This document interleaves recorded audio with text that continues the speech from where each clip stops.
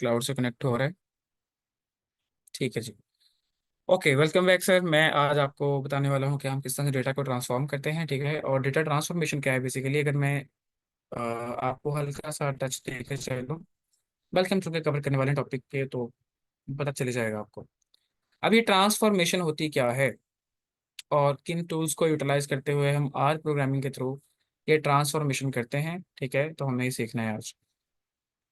Okay, ये मेरा कल का स्क्रिप्ट था। ठीक है, इसको मैं यहाँ से कट कर रहा हूँ। ठीक है, ये सेव रहेगा मेरे पास यहाँ हिस्ट्री के अंदर, मेरी फाइल्स के अंदर। तो मैं इसको यहाँ से बंद कर देता हूँ, और डेटा सेट्स को मैं बंद कर देता हूँ यहाँ से, अपने आयरस को बंद कर देता हूँ। और फिर मेरे पास ये टर्मिनल है मेरा, आप लोग इससे वाकिफ़ हैं। ठीक है, और देन मैं इसको भी यहाँ से झाड़ू के ऑप्शन से क्लियर करने वाला हूँ। ठीक है, टर्मिनल क्लियर हो चुका है। ओके, यहाँ से मैं अपना एनवायरनमेंट क्लियर कर दूंगा।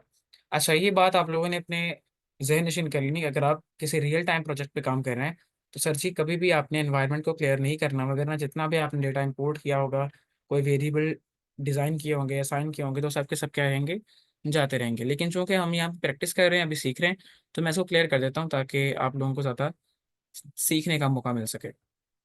ओके, फाइल्स के ऑप्शन को हम कभी भी क्लियर नहीं करते क्योंकि ये हमारा ऑब्वियसली पोर्टफोलियो है। ठीक है, और आप लोगों से भी हम इस कोर्स के एंड पे डिमांड करेंगे कि आप लोग हमें ऐसा ही एक पोर्टफोलियो दिखाएं ताकि हम आप लोगों को सर्टिफिकेट देने के काबिल बन सकें, और साथ में एक छोटी सी असेसमेंट भी होगी आप लोगों की। ओके, तो अगर अभी तक आप लोग इस इंटरफेस से वाकिफ नहीं है, तो फाइनली सर ये एक टर्मिनल है। ठीक है, टर्मिनल क्या होता है, जहाँ पे कोड रन किया करता है। और ये एनवायरनमेंट है जहाँ पे मेरी फाइल स्टोर हुआ करती हैं, मेरे वेरिएबल्स बन के आया करते हैं। ठीक है, डेटा सेट वगैरह इंपोर्ट होकर यहाँ पे शो हुआ करते हैं। और ये मेरी कंसोल है जहाँ पे मेरी फाइल्स पड़ी हैं, या जहाँ पे हमें हमारे प्लॉट्स बनने के बाद नज़र आते हैं, या जहाँ पे हमारे पैकेजेस के बारे में हमें जानने की इन्फॉर्मेशन मिलती है। अच्छा जी, तो यहाँ पे हेल्प ऑप्शंस भी हैं, अगर आप इस चीज़ को एक्सप्लोर करना चाहते हैं तो आप यहाँ से कर सकते हैं। आप अच्छी बात यह है कि अगर आप लोगों को हमारी समझ नहीं आती है, हमसे नहीं सीखना चाहते, so there is an option कि आप यहाँ हेल्प पे जाएँ। ठीक है, यहाँ से किसी भी टूल के बारे में सर्च करें। अभी हमने बात कर ली है अभी तक जीजी प्लॉट के ऊपर, आप यहाँ पे लिखें जीजी प्लॉट। ठीक है, उसके बारे में समझें कि वो कैसे काम करता है, क्यों काम करता है। आपको उसके पीछे का पूरा बैकएंड समझ में आने वाला है। हेल्प ऑप्शन आपको हर चीज़ डिटेल में समझाएगा।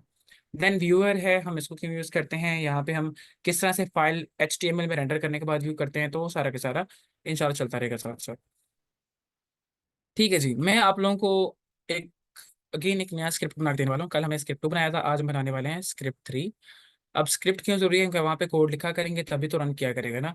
तो स्क्रिप्ट का होना जरूरी है। स्क्रिप्ट हमारी चौथी विंडो होती है, और इसे क्रिएट करने के लिए आप सबको पता है हम प्रेस करते होते हैं Ctrl+Shift+N, Ctrl+Shift+N।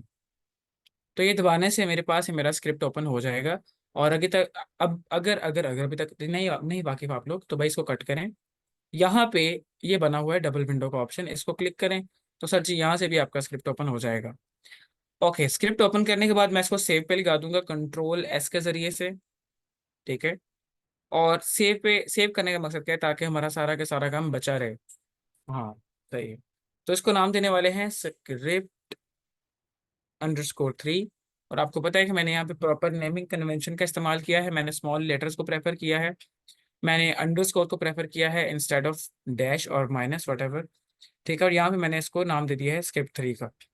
अब मैं इसको सेव करूंगा तो आप लोगों को पता है ये अपनी प्रॉपर एक्सटेंशन के साथ, मतलब .r के साथ यहाँ पे विजिबल होगा, जिसका मतलब R का स्क्रिप्ट क्रिएट हो चुका है। अभी इंशाल्लाह जब आप फ्यूचर में थोड़ा आप साथ जुड़े रहते हैं तो आपको app.r भी देखने को मिलेगा। ठीक है, वो क्या होता है, वो शाइनी की एप्लीकेशन होती है, उसका बहुत ट्रेंड चला हुआ है आजकल। डिजिटल डैशबोर्ड्स का बहुत आपने नाम सुना होगा, तो डैशबोर्ड भी R के थ्रू बनाए जाते हैं और बहुत अच्छे डैशबोर्ड बनते हैं यहाँ पे। अच्छा जी, अगेन वही काम जो हमने हर दफ़ा करना है। पहला काम यह है कि भाई आप लोग अच्छे से रिपोजिटरीज एक्टिवेट कर लें। So what are repositories, there are like like warehouses, जहाँ से आपके पैकेजेस आएंगे, आपकी फाइल्स आएंगी, आपके कोड्स आएंगे, कुछ भी ऐसा आप समझ सकते हैं। यहाँ पे मैं हैशटैग लगाऊंगा और लिखूंगा एक्टिवेटिंग रिपोजिटरीज। ठीक है, जिनको नहीं पता भाई कोई मसला नहीं, ऐसे लिख लो, बात से फॉलो करते जाओ, आपको समझ आने वाली है आइंदा। तो एक्टिवेटिंग रिपोजिटरीज, ये बेसिकली मैंने एक हेडिंग बना दी है। ये हेडिंग कैसे बनती है, हैशटैग लगाना है, और देन आप कुछ लिखते हैं सेंटर में, और एंड पे आके आपने ये 4 दफ़ा माइनस का ऑप्शन प्रेस कर देना है। ठीक है, एंटर दबा के मैं नीचे आ जाऊंगा। अच्छा, एंटर दबाने से आप नीचे आया करते हैं, कंट्रोल एंटर दबाने से कोड रन किया करता है। So there is a big difference, always keep remember. अच्छा जी, तो कैप एक्टिवेटिंग रिपोजिटरीज में हम लिखेंगे सेट रिपोजिटरीज, ठीक है। मे भी यहाँ पे मुझे फिर एरर का सामना करना पड़े, बिकॉज मैंने आर को अपडेट नहीं किया। But let's see, set repositories, और इसको करना है आपने रन। ठीक है, मैं अगर एंटर दबाऊंगा तो ये रन नहीं करेगा। एज यू नो कि भाई, कोड को रन करने के लिए या तो हम बटन दबाते हैं ये वाला रन वाला, और या फिर हम कंट्रोल एंटर करते हैं। तो मैं इसको कंट्रोल एंटर करने वाला हूँ जिससे रन करेगा। तो देखेंगे सर, मैं चूंकि इसको बंद करने के बाद दोबारा इसे ऑन किया मैंने। कल मैंने आपके साथ इसे बंद कर दिया था, और आज मैंने आपके साथ दोबारा ऑन किया है। तो बंद करके जब दोबारा आज स्टूडियो को ऑन किया जाता है तो इसकी रिपॉजिटरीज को फिर से एक्टिवेट करना पड़ता है। इसका मतलब आप लोगों ने एक सेशन क्लोज कर दिया था, अब आप दूसरे सेशन में आए हैं। सो हर सेशन में आपको रिपॉजिटरीज एक्टिवेट करनी है। आई नो आपको माइंड में ये आएगा कि भाई हर सेशन में पैकेजेस भी इंस्टॉल करने हैं कि नहीं करने हैं, बट चलो देखते हैं, आपको समझ आने वाली है। हमें पता है कि इसको रिपॉजिटरीज को एक्टिवेट कैसे करते हैं, कि यहाँ पे जो हमें एक इंस्ट्रक्शन मिलती है कि भाई जो जो एक्टिवेट करनी है उसका नंबर लिखो और फिर एंटर कर दो, है ना। तो यहाँ पे मेरे पास क्रैन ऑलरेडी एक्टिवेटेड है। What is CRAN? That is comprehensive R archive network, ठीक है। तो मुझे ये नीचे वाली छह जो हैं ये सब की सब एक्टिवेट करनी है। तो मैं क्या करूंगा, इनके रेलिवेंट जो नंबर्स हैं लाइक 2 3 4 5 6, वो मेंशन करूंगा और कहूंगा भाई इनको एक्टिवेट कर दो। तो यहाँ पे लिखूंगा 2 space 3 space 4 space 5 space 6 space 7, और देन मैं एक दफा एंटर प्रेस करूंगा, और देन ऊपर जाके इसी कोड का क्लिक करूंगा और फिर इसे दोबारा रन करूंगा। ठीक है, ये ऐसे ही है कि जैसे आपने किसी कोड को रिफ्रेश कर लिया। तो अब मेरे पास पहले क्रैन के साथ पॉजिटिव का साइन था सिर्फ, और अब हर एक के साथ पॉजिटिव का साइन आ रहा है, मतलब सारी रिपॉजिटरीज एक्टिवेट हो चुकी हैं। अब मैं जो भी काम करूंगा मुझे उसमें कोई मसला नहीं आना चाहिए। अब मैं ऐसा मान के चल रहा हूँ, ठीक है। लेकिन अभी अगर फोकस करें आप लोग, तो भाई अभी भी मैं इस वन के सामने ही मेरा, लाइक आप कह सकते हैं कि ना, वो बार ब्लिंक कर रहा है, ये यहाँ पे नहीं करना चाहिए। इसका मतलब मैं अभी तक पहले वाले कोड में हूँ। तो इससे बाहर कैसे आना है, मैं एक दफा एंटर प्रेस करूंगा या दो दफा करूंगा, तो इस वन से बाहर निकल आऊंगा। और वो कैसे पता चलेगा? क्योंकि जहाँ पे वन लिखा है वहां पे इसकी जगह पे एक ग्रेटर देन का सिंबल आ जाएगा। आपको दिखाता हूँ। ये मैंने प्रेस किया, एंटर, एंटर, लो जी। अब यहाँ पे ग्रेटर देन का सिंबल आ गया ना, इसका मतलब मैं उस रिपोजिटरीज वाले कोड से बाहर आ चुका हूँ। तो ये भी जरूरी है, क्योंकि आपका कोड फिर प्रॉपरली रन नहीं करता इन अदर केसेस। अब यहाँ पे सेकंड हेडिंग बना लूंगा, ठीक है। और सेकंड हेडिंग में क्या करूंगा, मैं यहाँ पे दो पैकेज जो मेन है उनको एक्टिवेट करने वाला हूँ, एक है रीड एक्सेल और एक है टाइडीवर्स। आपको पता है कि भाई इन दोनों का बहुत बड़ा किरदार है आर के अंदर, और आर में ऐसे बेशतर हजारों करोड़ों पैकेज हो सकते हैं। और हैं जिन जिन लोगों का बायोलॉजी से वास्ता है या जो डाटा साइंस में काम करते हैं उनको पता है कि भाई यहाँ पे बहुत सारे पैकेज हैं, लेकिन मैं क्यों दो से स्टार्ट कर रहा हूँ, because they are most important. तो यहाँ पे ज्यादा काम इनका होता है। स्पेसिफिकली जो लोग यहाँ पे जो कि यहाँ पे फाइनेंस के लोग भी हैं, तो उनका भी वास्ता पड़ता रहता है इस तरह के डेटा से, ठीक है, एक्सेल की शीट से। तो उनके केस में हम स्पेसिफिकली इन चीज़ों को ज़्यादा प्रेफर करते हैं। अच्छा जी, तो यहाँ पे सेकंड हेडिंग क्या बनेगी, इंस्टॉलिंग पैकेजेस, ठीक है। अब पैकेजेस को इंस्टॉल करना है, पैकेजेस, ओके। तीन चार बार मैं माइनस प्रेस करूंगा, 1 2 3 4, तो ये भी हेडिंग बन जाएगी। और हेडिंग का फायदा क्या है कि आप कोड को बाद में फोल्ड कर सकते हो, रैप कर सकते हो। तो आपको फिर जब भी कभी जरूरत पड़े आप उस हेडिंग को ओपन करें, उसमें जो कोड लिखा है उसको पढ़ लें। देन ये आपको आसानी हो जाती है पूरे कोड को एक्सप्लोर करने में। वहां से भी नहीं तो आप यहाँ से हेडिंग चेक कर सकते हैं, ठीक है। जैसे किसी बुक के स्टार्ट में कंटेंट नहीं बने होते, तो यहाँ पे वो कंटेंट आपको मिल जाएंगे, बजाय इसके कि आप पूरी बुक में खपें। आप क्या करें, आप उसका देखेंगे भाई यहाँ पे पढ़िया चैप्टर, यहाँ पे पेज, यहाँ पे ये लिखा हुआ है, तो वहाँ पे डायरेक्ट क्लिक करें और पहुंच जाएं। इससे आपको आसानी रहेगी, क्योंकि ये कोड सिर्फ छोटा छोटा नहीं होता। हम तो भी 40 50 लाइनों की बात कर रहे हैं। तो कोड अगर आप उठा के देखेंगे तो सर यहाँ पे थाउजेंड्स लाइन, थाउजेंड हो सकती है ना, ठीक है, लाइन ऑफ कोड्स को बोलते हैं। तो 1000 लाइन ऑफ कोड्स हो सकती है यहाँ पे। अब ये मजे की बात है, छोटी सी जनरल नॉलेज की इन्फॉर्मेशन, कि भाई जैसे गूगल है, तो गूगल के पीछे बैकएंड पे बिलियंस, 10 बिलियन तकरीबन लाइंस हैं कोड की। तो इतनी बड़ी लाइंस के अंदर, कोड की इतनी लंबी लाइंस के अंदर आप लोग किस तरह से एक्सप्लोर करेंगे, तो उसके पीछे हेडिंग्स आपको या कमेंट्स आपको बहुत हेल्प आउट करते हैं। तो बड़ी बड़ी लाइन ऑफ कोड्स को डील करने के लिए हम हेडिंग्स का इस्तेमाल करते हैं, ठीक है जी। अब यहाँ पहला पैकेज जो हम करने वाले हैं that is what we call, जी क्या नाम है उसका, आप चैट में बता सकते हैं मुझे कि मुझे क्या कमांड रन करनी है उसे इंस्टॉल करने के लिए।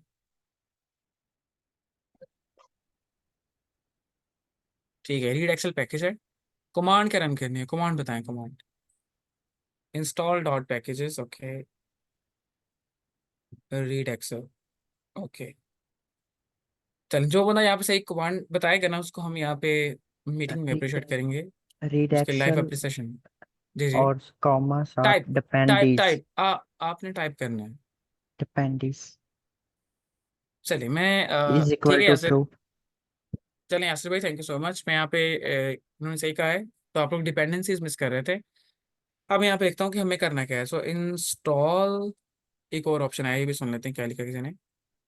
जी। Install dot packages read excel dependencies is equal to true, बिल्कुल। तो अभी सही है। सही है। अभी किन्होंने भेजा है? MZ, ये मुझे नाम शो नहीं होता, काइंडली अपना नाम बता दीजिएगा बाद में। हाँ जी, तो ये डिपेंडेंसीज का आपको प्रॉपर रन करना होता है। सो इंस्टॉल डॉट पैकेजेस। और आपको पता है कि हम इसे मैनुअली भी कर सकते हैं, पैकेजेस के ऑप्शन पे जाके वहां से फिर सर्च करके निकाल सकते हैं, लेकिन हम यहाँ पे कोडिंग सीखने आए हैं, इंटरफेस सीखने नहीं आए। तो इंस्टॉल डॉट पैकेजेस, फिर पैकेज का नाम लिखना है। मैं चेक करता हूँ कि यहाँ पे क्या मिस्टेक रही है। ठीक है, सभी का तकरीबन सही है। ओके, तो भाई सभी के लिए अप्रिसिएशन कह सकते हैं हम, यहाँ पे राउंड ऑफ अप्लॉज होता है, ठीक है। ओके। यहाँ पे हम इसको इन्वर्टेड कॉमास में, चूंकि पैकेज का नाम है तो पैकेज का नाम आपने हमेशा इन्वर्टेड कॉमास में लिखना है। और नाम क्या है? Read Excel. ये वो पैकेज है जो एक्सेल की फाइल्स को पढ़ता है, ठीक है। ओके, डन सीन है। अब यहाँ पे आप लिखना है dependencies is equal to true. अभी डिपेंडेंसीज क्या है? जिन पे पैकेज डिपेंड करता है, ठीक है। एक तो ये खुद है, और इससे बैकएंड पे काम करने वाले कुछ और पैकेजेस हैं। जैसे मैं कहूँ ना भाई, कि अगर किसी बंदे ने मुझसे काम करवाना है तो मैं अकेला काम नहीं करूंगा, उसको भी साथ लेके आओ, है ना, हम दोनों मिलकर काम करेंगे। तो ये कहता है कि भाई आप अकेले ना आए, जिसकी आपको जरूरत है आप उसको साथ लेके आए। तो dependency is equal to true. जिसको भी लेके आना ले आओ। ट्रू कर दिया मैंने इसको। और मैं इसको रन करता हूँ। रन करने के लिए अगेन कंट्रोल एंटर। तो ये रन यहाँ पे होगा। अब पॉसिबल है, अगर ये मुझे एरर ना दे, क्योंकि कल ही मुझे कह रहा था कि आपका जी वर्जन पुराना हो चुका है, सीता साहब दोबारा अपडेट करें, और मैं फिर से भूल गया, मैंने अपडेट नहीं किया। लेकिन अगर ये मुझ मेहरबानी करे तो हम यहाँ पे कल जाके इसको अपडेट कर लेंगे।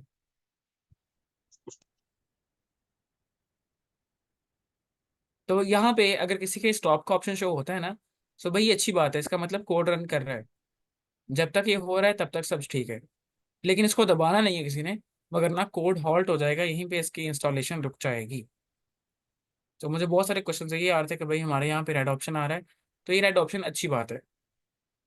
जैसे कहते हैं ना कि भाई कांच टूटा हो, कहते हैं ये तो अच्छा है ना। रामीन अपना माइक म्यूट रखिएगा काइंडली।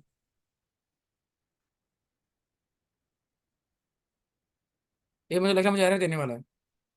नहीं, शायद नहीं देगा, शायद दे देगा। चलें, लगता है मुझसे कॉम्प्रोमाइज कर लिया इसने। ठीक है, मेरे पास इसका पुराना वर्जन पड़ा है ना 4.3.3, लेकिन अभी तक तो 4.4.1 आ चुका है। चलें, इसने मेरे साथ अच्छा किया है, ये रन कर चुका है। और यहाँ पे लिख के आ गया था downloaded binary package are in this location. So अगर लिख के आ जिसका मतलब कोड सक्सेसफुली इंस्टॉल करवा चुका है हमारे पैकेज को। अब मैं इसको एक्टिवेट करना चाहता हूँ, तो आप सबको पता है इसको लाइब्रेरी कर सकते हैं, ठीक है। लाइब्रेरी करने से ही हमारी लाइब्रेरी में आ जाएगा, एक्टिवेट हो जाएगा in simple words. Read excel. जी। इसको क्लिक करके मैं एंटर करूंगा, और चूंकि ये विदाउट एरर रन कर गया, that means it has been successfully activated. अब फास्ट कोडिंग के लिए मैं इसी कोड को कॉपी करता हूँ जो ऊपर लिखा हुआ था मैंने, ठीक है, ये पैकेजेस वाला। कंट्रोल C से कॉपी करके इसी के नीचे मैं एक लाइन बना लेता हूँ, एंटर मार के यहाँ पे इसे फिर पेस्ट करता हूँ। और पेस्ट करने के बाद यहाँ सिर्फ सेंटर में मैं नाम चेंज करके लिखने वाला हूँ, टाई डी वर्स, ओके। तो ये आपको पता है इससे क्या होगा, टाइडीवर्स पैकेज जो है वो इंस्टॉल हो जाएगा। लेकिन मुझे पता है मेरे पास इस प्रोजेक्ट में ऑलरेडी इंस्टॉल हो चुका है, हमने पहले दिन कर लिया था। लेकिन मैं फिर भी इसको एहतियात के तौर पे रन करना चाह रहा हूँ। मनम आसिफ, काइंडली अपना माइक म्यूट रखें। ओके। तो मैं इसको दोबारा से रन करता हूँ इस केस में कि भाई ए अपनी साइड पे सेफ रहा हूँ, बाकी खैर है। Control enter. कहता है सी भाई ऑलरेडी पड़ा हुआ है, देखा। तो ये भी आप लोगों के इश्यूज आ रहे थे। तो जिनका ये इशू आ रहा है भाई, इसका कोई मसला नहीं, इट मीन्स कि आपके पास ऑलरेडी पड़ा हुआ है, लेकिन किसी ने इसको यस नहीं कर देना या नो नहीं कर देना। अगर आप ऐसा कुछ इन करते हैं, इन दोनों केसेस में ये दोबारा से इंस्टॉल होना शुरू हो जाएगा। अगर पड़ा है तो भाई ठीक है, आप सिंपल इसे कैंसिल कर दें, हमें अपने PC पर बर्डन नहीं डालना। अपने प्रोजेक्ट को हैवी नहीं बनाना, यहाँ पे कैंसिल करना है इसे। तो ये आपके लिए दूसरी लर्निंग ये है कि भाई अगर पैकेज ऑलरेडी पड़ा हुआ है, उसे दोबारा से रीइंस्टॉल नहीं करना, सेशन को रिस्टार्ट नहीं करना, मगर ना आप वहीं खपते रहेंगे और होगा कुछ भी नहीं। क्योंकि आपसे कहेगा सेशन रिस्टार्ट करना है और टाइडीवर्स इंस्टॉल कर देगा, ठीक है। लेकिन जब ये टाइडीवर्स इंस्टॉल होगा, अगर सेशन रिस्टार्ट होता है, इसका मतलब रिपोजिटरीज भी गई, रीडएक्सल भी गया, और डायरेक्टली सेशन को रिफ्रेश करके ये टाइडीवर्स की इंस्टॉलेशन शुरू कर देगा। फिर टाइडीवर्स अगर अगर रिपोजिटरीज इनएक्टिवेटेड हैं, तो भाई टाइडीवर्स पूरा नहीं आएगा, फिर उसके मतलब मसले आएंगे वहां पे, ठीक है, प्रॉपर इंस्टॉलेशन नहीं हो पाएगी। तो आपने कभी भी ऐसा काम नहीं करना। अगर आसान अल्फाज में बोलूँ तो आपने क्या काम करना है, आपने खरा काम करना है, बीके गोंदल वाला। ओके, यहाँ पे इसे पेस्ट कर देते हैं, ठीक है। और अगेन मैं इसके अंदर से नाम चेंज कर देता हूँ सिर्फ, टाई डी, और यहाँ पे लिखे आगे वर्ड्स, तो मैं से सिंपली सिलेक्ट कर लेता हूँ, कंट्रोल एंटर करूंगा तो ये रन कर जाएगा। और इसके अंदर मेरे जितने भी पैकेजेस हैं वो सब के सब एक्टिवेट हो चुके हैं। और आज हम करने वाले हैं चूंकि डेटा ट्रांसफॉर्मेशन, तो मैं आपको बताता चलूँ सर, यहाँ पे टाइडीवर्स एक बहुत बड़ा पैकेज है, ठीक है, उसके अंदर बहुत सारे सब पैकेजेस हैं। तो उनमें एक जो है वो है डीप्लायर। ये डीप्लायर जो है ना सर, एक बहुत कमाल चीज़ है। और डेटा की ट्रांसफॉर्मेशन, जो मैं बार बार वर्ड बोल रहा हूँ, आई नो शायद आपके लिए डाइजेस्टेबल वर्ड ना हो, बट इट्स ओके। ये डीप्लायर क्या करता है, आपके डेटा को ट्रांसफॉर्म करता है। ओके, डी का मतलब है डेटा, और प्लायर वर्ड निकला है प्लेयर से, ठीक है। वो ना चिमटियां सी नहीं होती जहां से आप सेटमेंट करते हो, प्लास की तरह के, छोटी प्लास सी होती है पंजाबियों से बोले तो सर ये प्लायर उनको बोलते हैं। तो डेटा को सेट करने वाली चिमटियां हैं, डेटा को सेट करने वाले प्लास हैं, जहां से डेटा को मरोड़ेंगे तोड़ेंगे, ठीक है, उसके टूल वगैरह सेटमेंट करेंगे, उसके पेज सेट टाइट करेंगे। तो अगर आपको ये चलाना आ गया, आप, मेरे ख्याल से डेटा साइंस में सबसे मेन काम यही है, और अगर आपको ये करना आ गया, आप बहुत बड़ी प्रॉब्लम्स को रिजॉल्व कर पाएंगे। फॉर एग्जाम्पल, अगर अभी हम करने वाले हैं, ठीक है, आपको पता चल भी जाएगा, अगर मैं आपको कोई तकरीबन 10 लाख रोज का डेटा प्रोवाइड कर दूं, 1 मिलियन रोज से कहते हैं, तो 1 मिलियन एक बहुत बड़ा डेटा सेट होता है। अगर मैं आपसे बोलूं कि भाई मुझे इसमें से, या 1 मिलियन की रोज हो और उसमें कोई 15-20 कॉलम्स बने हों डेटा के अंदर, और फिर मैं आपसे बोलूं कि भाई मुझे इसमें से ना वो एक चीज निकाल के दिखाओ, तो वैसे मैनुअली नहीं निकलेगी, लेकिन डीप क्लार उसको निकाल सकता है। इसके फीचर बहुत अमेजिंग है, ठीक है। अगेन अगेन अगेन सर, ये इतना खपने की जरूरत क्या है आपको, है ना। मैं आपको दिखा देता हूँ कि अगर आप इस लेक्चर के बाद प्रैक्टिस करना चाहें, तो आपके पास क्या है सर, एक फैसिलिटी है विच इज चीट शीट। तो डीप लायर आपने प्रैक्टिस करते वक्त ये चीट शीट ओपन कर लेनी है साथ में, ठीक है, और फिर आपने इसको साथ से करते रहना है। ये आ गया deep layer cheat sheet, okay. तो इसको अगर मैं क्लिक करता हूँ, ये पॉजिट की साइट ओपन हुआ करेगी हमेशा। पॉजिट एक बहुत बड़ा सर्विस प्रोवाइडर है in case of R programming. तो कहता है डेटा रेंगलिंग चीट शीट। अब डेटा रेंगलिंग क्या होती है, डेटा ट्रांसफॉर्मेशन। कोई बंदा मुझे बता सकता है कि ट्रांजिशन या ट्रांसफॉर्मेशन में क्या डिफरेंस है। एरर आ रहा है, ओके, हम बात करते हैं ट्रांजिशन में, ठीक है, या ट्रांसफॉर्मेशन में क्या फर्क है।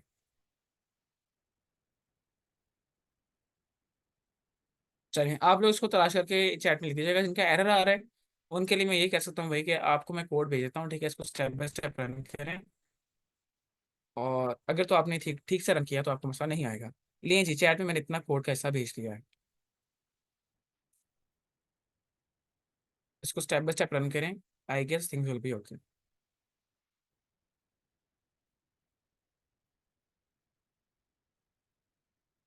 ठीक है जी। अब यहाँ पे वापस मैं गूगल पे आता हूँ और यहाँ ये क्लिक करता हूँ डेटा रैंगलिंग चीट शीट।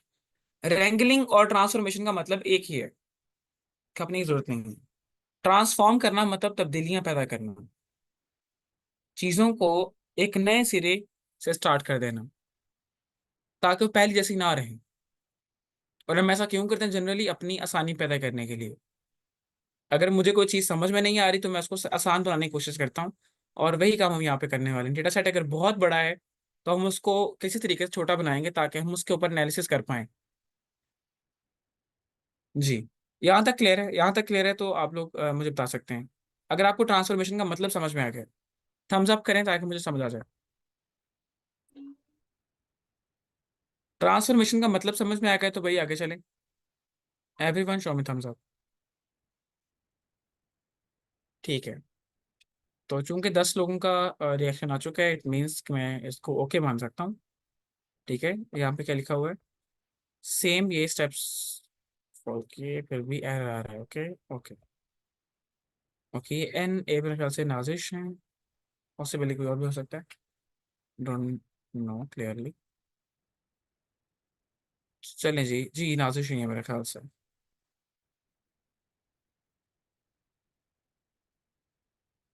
ये नाजिश ही है। चलिए नाजिश, आप थोड़ा वेट करें, आप दोबारा से कोशिश करें, इसे टाइडीवर से एक्टिवेट करते हुए हमेशा एरर आता है। ठीक है जी, हम आपके इस एरर को रिजॉल्व करने की कोशिश करेंगे, ठीक है, लेकिन अभी के लिए आप इसको सुने साथ साथ, और प्रैक्टिस आप लेटर ऑन कर लीजिएगा। अगर कहीं कोई मसला आता है तो मैं आपको गाइड कर दूंगा फिर। ओके। अब पहले तो ना, मैंने अगर इस चीट शीट को ओपन किया तो अगेन यहाँ पे दो पेजेस हैं, एक ये और एक ये। इनमें बहुत कंटेंट लिखा हुआ है, ये समराइज्ड फॉर्म में है, इसलिए आपको शायद थोड़ा आसान लगे, but it's really not easy to understand this. चलें, इसको एक्सप्लोर करना शुरू करते हैं, लेकिन उससे पहले एक बहुत ही इंपॉर्टेंट चीज़ है कि भाई आपको मैं सिखाऊं किस तरह से आप इस आर के अंदर अपना रियल टाइम डेटा इंपोर्ट करेंगे। ठीक है, अभी मैं चैट नहीं पढ़ने वाला, काइंडली चैट में आप लोग टेस्ट मत कीजिएगा, ताकि मैं आपको थोड़ा और बता सकूं। ठीक है, तो डेटा को ट्रांसफॉर्म करना है, लेकिन उससे पहले डेटा को इंपोर्ट करना लाजमी है। अगर आपके पास डेटा ही नहीं है तो क्या ट्रांसफॉर्मेशन, भाई कहाँ पे ट्रांसफॉर्मेशन करनी है, किसको चेंज करना है बताएं, है ना। तो डेटा का होना जरूरी है। मैं तो यहाँ से बिल्ट इन डेटा सेट भी यूज कर सकता हूँ, आप भी कर सकते हैं, लेकिन इंपॉर्टेंट है कि आपको ये रीड एक्सेल भी यूज करना है। आपको पता हो कि भाई अगर आपके पास अपना डेटा एक्सेल के फॉर्मेट में है, बिकॉज एक्सेल अभी भी एक बहुत प्राइमरी सोर्स है डेटा कलेक्शन के अंदर। हम बहुत सारे मीडियम्स में डेटा को कलेक्ट करने के बाद एक्सेल में पहले लेके आते हैं। अब ऐसा चलता है, हम कुछ नहीं कह सकते, लेकिन स्टिल इसके अलावा बहुत सारे वेज हैं। ठीक है, आप गूगल शीट्स के फॉर्म में डेटा को स्टोर करते हैं, आप या किसी भी रिपोजिटरी में कर सकते हैं, बहुत सारे वेज हैं, सीएसवी फॉर्मेट्स हैं वगैरह वगैरह। लेकिन अगर आपके पास एक एक्सेल की फॉर्मेट में डेटा है, आप उसको कैसे इंपोर्ट करेंगे ये समझिएगा। तो यहाँ पे मैं डेटा इंपोर्ट के लिहाज से एक हेडिंग बना रहा हूँ, या हाँ ठीक है, इंपोर्टिंग डेटा फ्रॉम एक्सेल, और जिसको ये करना आ गया, यहाँ पे मैं एक्स एल डाल रहा हूँ, ठीक है, समझ लीजिएगा आप लोग। और चार तो मैं माइनस दबाऊंगा तो ये भी एक हेडिंग बन जाएगी, और ऊपर वाले कोड को मैं रैप करने वाला हूँ, यहाँ पे क्लिक करूंगा रैप, यहाँ पे क्लिक करूंगा तो ये भी रैप। ओके, ऐसी हेडिंग आप लोग भी जल्दी से बना लें, ठीक है। इंपोर्टेंट डेटा फ्रॉम एक्सेल, अब ये कैसे इंपोर्ट करते हैं मैं आपको सिखाता हूँ। सर डेटा इंपोर्ट कैसे होगा, कोई बता सकता है मुझे, किसी ने पहले कभी किया हो, डेटा इंपोर्ट कैसे करते हैं।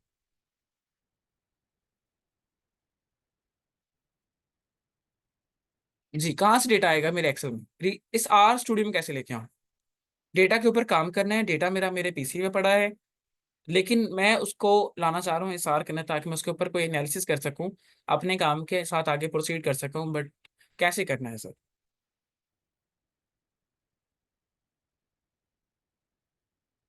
चलें, नहीं अभी नहीं, अभी नहीं, गिटहब गुटहब नहीं, अभी अभी रुकें, जरा सब्र करें।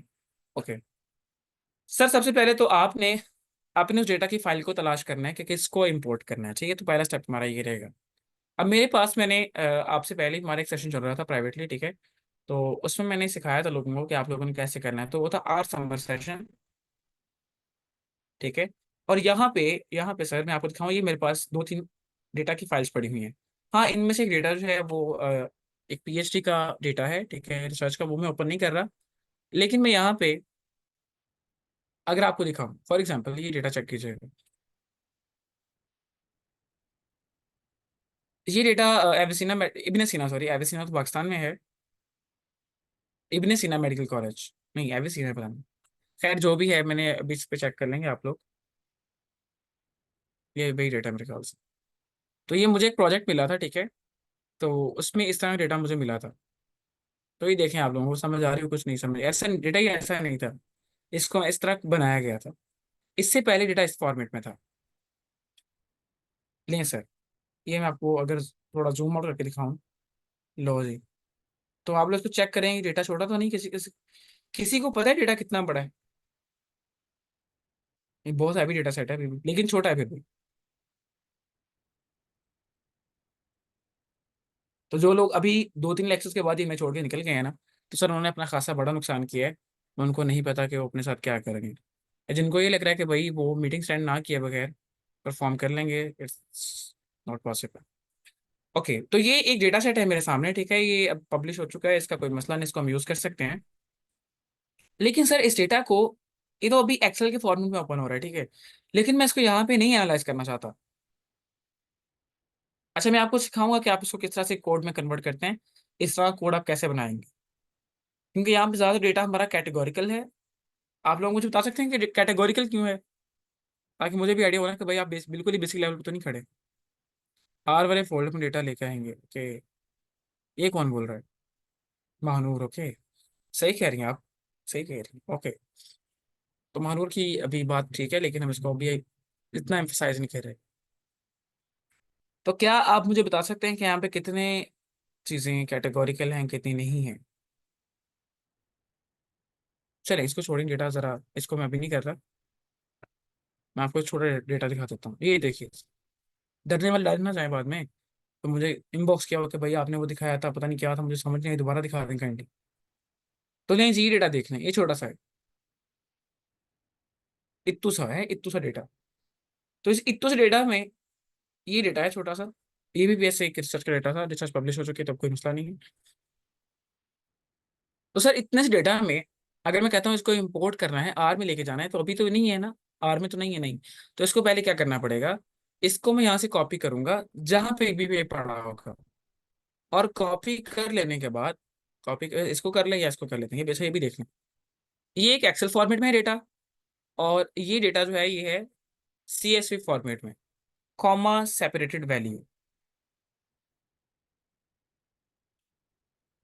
लें जी, तो ये भी एक डेटा सेट है।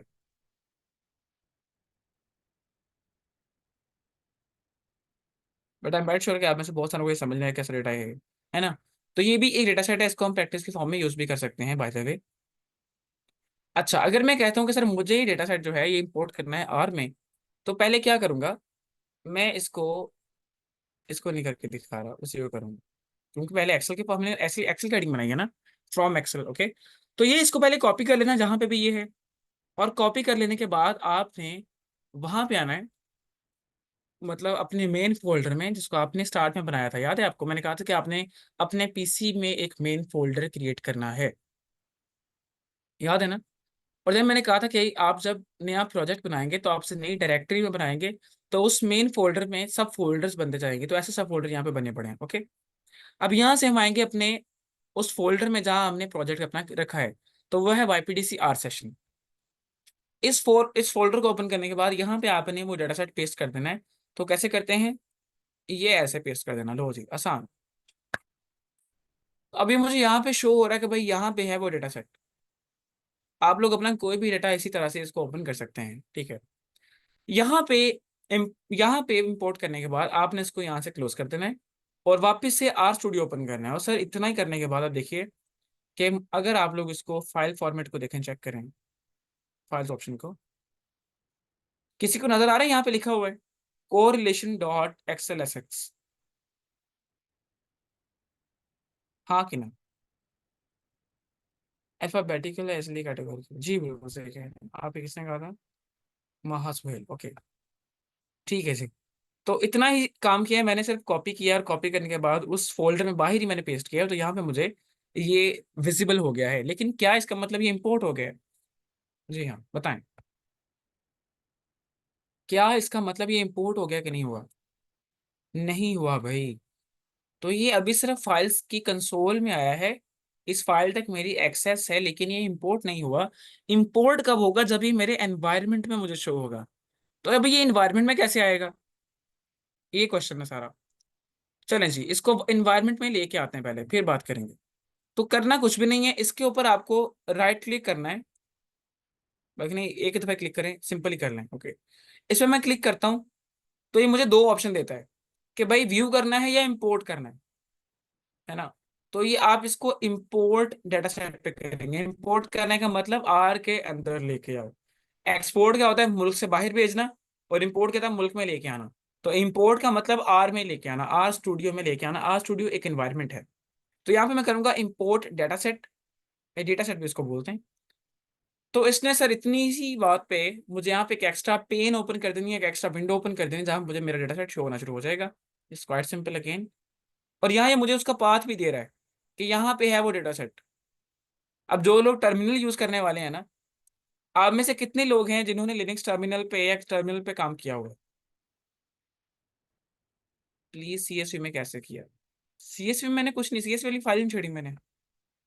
वो भी कर लेंगे, ओके, उस पर क्लिक करके डिवाइस करने data import. Okay okay okay. Sir फिलवत मैं पूछ रहा हूँ कि आप में से किसने किसने काम किया हुआ है टर्मिनल के ऊपर?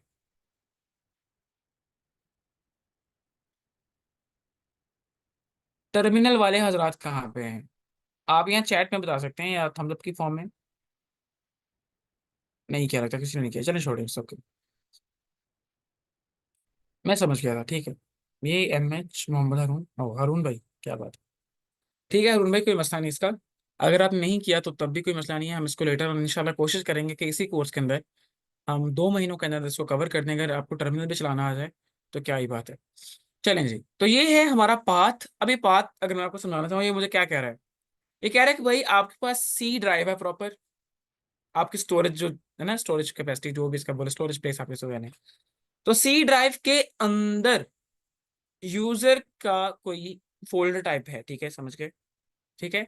उसके अंदर PMLS, क्योंकि ये लैपटॉप में यूज कर रहा हूँ, ये PM लैपटॉप वाला है ना, तो यहाँ पे PMLS लिख के आ रहा है। ठीक है। तो उससे आगे PMLS वाली कोई डायरेक्टरी होगी, उससे आगे डेस्कटॉप की डायरेक्टरी है। डायरेक्टरी मतलब फोल्डर, ठीक है। फोल्डर सब फोल्डर सब फोल्डर सब फोल्डर सब फोल्डर, जनरल टू स्पेसिफिक। तो ये ऐसे मूव कर रहा है। फिर उससे आगे हसीब आर का एक फोल्डर है। फिर उससे आगे YPDC आर सेशन का एक फोल्डर है। उसके अंदर आपका डेटा पड़ा हुआ है। तो ये फॉरवर्ड स्लैश जो है, ये हमेशा हम लोकेशन बताने के लिए यूज करते हैं। और अगर आप लोग हमारे साथ ऐसे जुड़े रहे तो हम आपको दिखाएंगे कि आप किस तरह से मतलब हम यहाँ पे ना अपनी वर्किंग डायरेक्टरी को सेट किया करते हैं, सेट वर्किंग सेट डायरेक्टरी। तो वो भी आपको बताएंगे, लेकिन वो जनरली हम कहते हैं बायोइन्फॉर्मेटिक्स के लिए। तो ये फाइल URL है जो मुझे बता रहा है कि फाइल कहाँ पे पड़ी हुई है। सही है। देन अगर मैं बताऊं तो ये मुझे कह रहा है डेटा प्रीव्यू। एक होता है व्यू, एक होता है प्रीव्यू। इंपोर्ट करने से पहले आपको दिखाना, पहले दिखाना प्रीव्यू, डेटा इंपोर्ट होने से पहले कैसा दिख रहा है। तो सर ऐसा दिख रहा है, हमारा नेता कैसा हो, मोदी के जैसा हो, है ना? तो जो भी भाई, मुझे तो नहीं पता किस जैसा हो। तो प्रोटोकॉल, अब पहला जो है उसका कॉलम का नाम है प्रोटोकॉल, ठीक है, मुझे बता रहा है। फिर कहता है कि नाम है DNA यील्ड। फिर है A260, A280, A260/280, देन 260/230, इस तरह से ये एक डेटा बना हुआ है। ठीक है जी, बड़ा आसान सा है। देन उसने क्या किया सर, इसको यूं डाउन डाउन डाउन डाउन इसको अंदर लिखा हुआ है, ठीक है, डेटा बता रहा है मुझे, ओके। काम की बात है कि सर आप चेक करें कि यहाँ पे इसकी नेचर क्या शो हो रही है। यहाँ पे लिखा है कैरेक्टर, और फिर से लिखा है ABCD। बेसिकली मुझे ये बता रहा है कि भाई इस कॉलम में जो डेटा है वो कैरेक्टर वेरिएबल्स हैं। Character mean categorical in the form of alphabets. फिर मुझे कह रहे हैं भाई ये डबल है। मैं डबल में आपको नहीं लेके जा रहा, ठीक है। डबल क्या है, फैक्टर क्या है, लेकिन आप अगर अपनी जुबान में समझें आसान भाषा में, तो भाई ये नंबर की फॉर्म में डेटा है। नंबर की कैटेगरी है डबल या कंटिन्यूअस, इस तरह से इंटीजर वगैरह। तो फिल वक्त ये एक न्यूमेरिक वेरिएबल है, ये भी न्यूमेरिक वेरिएबल है, ये भी न्यूमेरिक वेरिएबल है, ये भी न्यूमेरिक है, ये भी न्यूमेरिक है। ठीक है। मैं आपको डबल नहीं समझा रहा, मैं आपको फैक्टर नहीं समझा रहा। सिर्फ ये समझ ले कि हाँ भाई ये कुछ ABC में लिखा है और ये नंबर्स की फॉर्म में लिखा है, ठीक है जी, यहाँ पे आ गए। अब इसको नहीं छेड़ रहा। यहां से आपने इसका नाम डिसाइड करना है कि आप इसको क्या नाम देते हैं। ठीक है, जैसे मैं कहता हूँ ना कि इसको कोरिलेशन वाला डेटा सेट का ही नाम देना है या इसको नाम चेंज करना है कोई। तो हम जनरली प्रोग्रामिंग में डेटा को डेटा फ्रेम बोलते हैं, DF। तो आप इसको DF कह सकते हैं कि ये मेरा डेटा फ्रेम है जिस पर मैं काम करूंगा। तो हमेशा आप डेटा को DF बोला करेंगे। उससे क्या होगा, हमें भी आपकी टर्मिनोलॉजी नॉलेज समझ में आएगी और आपको भी आसानी रहेगी इसको वेरिएबल्स को समझने में, पुट करने में। जेहन में ना एक आपकी ये चीज बन जाती है कि भाई डेटा क्या, डेटा फ्रेम है, DF DF DF। नाम याद करने की जरूरत नहीं है, शॉर्टकट इस्तेमाल करें। अब यहाँ पे मैं अगर लिख लूँ को रिलेशन, तो मैं हर दफा लिखूंगा को रिलेशन, यहाँ पे DF, चलो बात खत्म। ठीक है जी। नाम तो रखेंगे DF, सही है। देन शीट कौन सी लेनी है? शीट मींस अगर आपने एक्सेल पे काम किया है ना, जिसको थोड़ा बहुत भी एक्सेल पता है, तो एक्सेल की शीट्स होती हैं। शीट नंबर 1, शीट नंबर 2, 3, 4, 5 से किस तरह शीट चलती जाती है। तो यहाँ पे शीट है ही एक भाई, है ना। तो जो शीट सामने हो बेसिकली, ये उसको डिफॉल्ट मानता है कि बाय डिफॉल्ट जो सामने ये सेलेक्ट करनी है ना, तो जी हाँ यही सेलेक्ट करनी है मुझे, जो पहली है। अगर यहाँ पे दो तीन होते तो मैं यहाँ पे कर लेता भाई शीट 1, शीट 2, शीट 3, तो मेरे पास यहाँ पे ऑप्शन होता उसका फिर।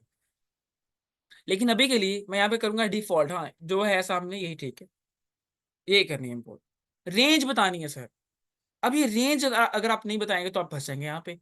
अब ये रेंज कैसे पता चलती है, कोई बंदा मुझे बता दे कि रेंज कैसे निकालनी है।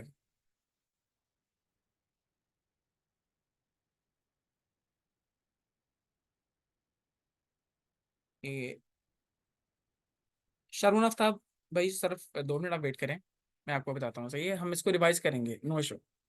सेल सेल नंबर्स, ऑब्वियसली जे सही कह रहे हैं। शारून आफ्ताब या शारून, मुझे इनकी सही से प्रोनाउंसिएशन तो नहीं आती, लेकिन शारून होना चाहिए वैसे।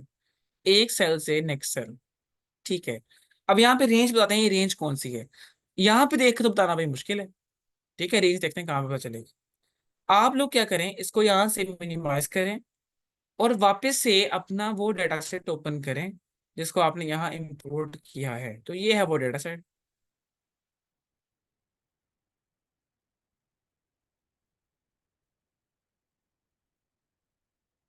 चले जी, अब इसकी हम रेंज डिसाइड करते हैं कि रेंज कौन सी होती है डेटा की। अगर मैं इसके टॉप पे यहाँ क्लिक करूं, यहाँ पे, सही है, तो ये लिखा हुआ है A29। और यहाँ पे ये लिख के आ रहा है, ठीक है, A29, इसको याद रखिएगा। तो ये मेरा पहला, ये पहला है कि नहीं, नहीं नहीं सर, यहाँ से स्टार्ट हो रहा है, देखा, होने वाले कंफ्यूज। तो यहाँ से डेटा सेट स्टार्ट हो रहा है मेरा, A1। स्टार्ट कहाँ से हो रहा है, कॉलम ए और रो नंबर 1 यहाँ से स्टार्ट हो रहा है, ये है सेल लोकेशन। इसको बोलते हैं सेल लोकेशन, कि आप यहाँ पे कॉलम नंबर भी बताएं और रो नंबर भी बताएं। तो ये कॉलम नंबर क्या है, कॉलम क्या है ए, और रो क्या है पहली, तो A1 बन गया ये पहला, ये जो लोकेशन है। यहाँ से लेके इस A1 से लेके डेटा कहाँ तक फैला हुआ है, चले, ये आखिरी कॉलम है, अच्छा ठीक है, इसके एंड तक जाता है। यहाँ तक डेटा फैला हुआ है और ये क्या है, दैट इज F49। और अब मैं इसे लिखूंगा कैसे, इसे बोलेंगे इस तरह। चलिए आप टाइप करें।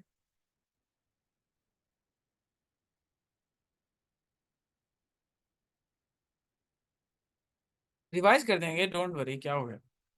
अच्छा जी, यहाँ पे कोई लिख लेना तो मैं बता दूँ यहाँ पे। सर बेसिकली हमने ए से स्टार्ट किया था, यहाँ पे उसने फॉर्मेट बताया कि भाई इस तरह से बताना है। तो मैंने अभी देखा है, तो ये है A1 से कॉलन, कॉलन लगाना है, कॉलन एफ, एफ कितना 49। हाँ जी यही था कि नहीं।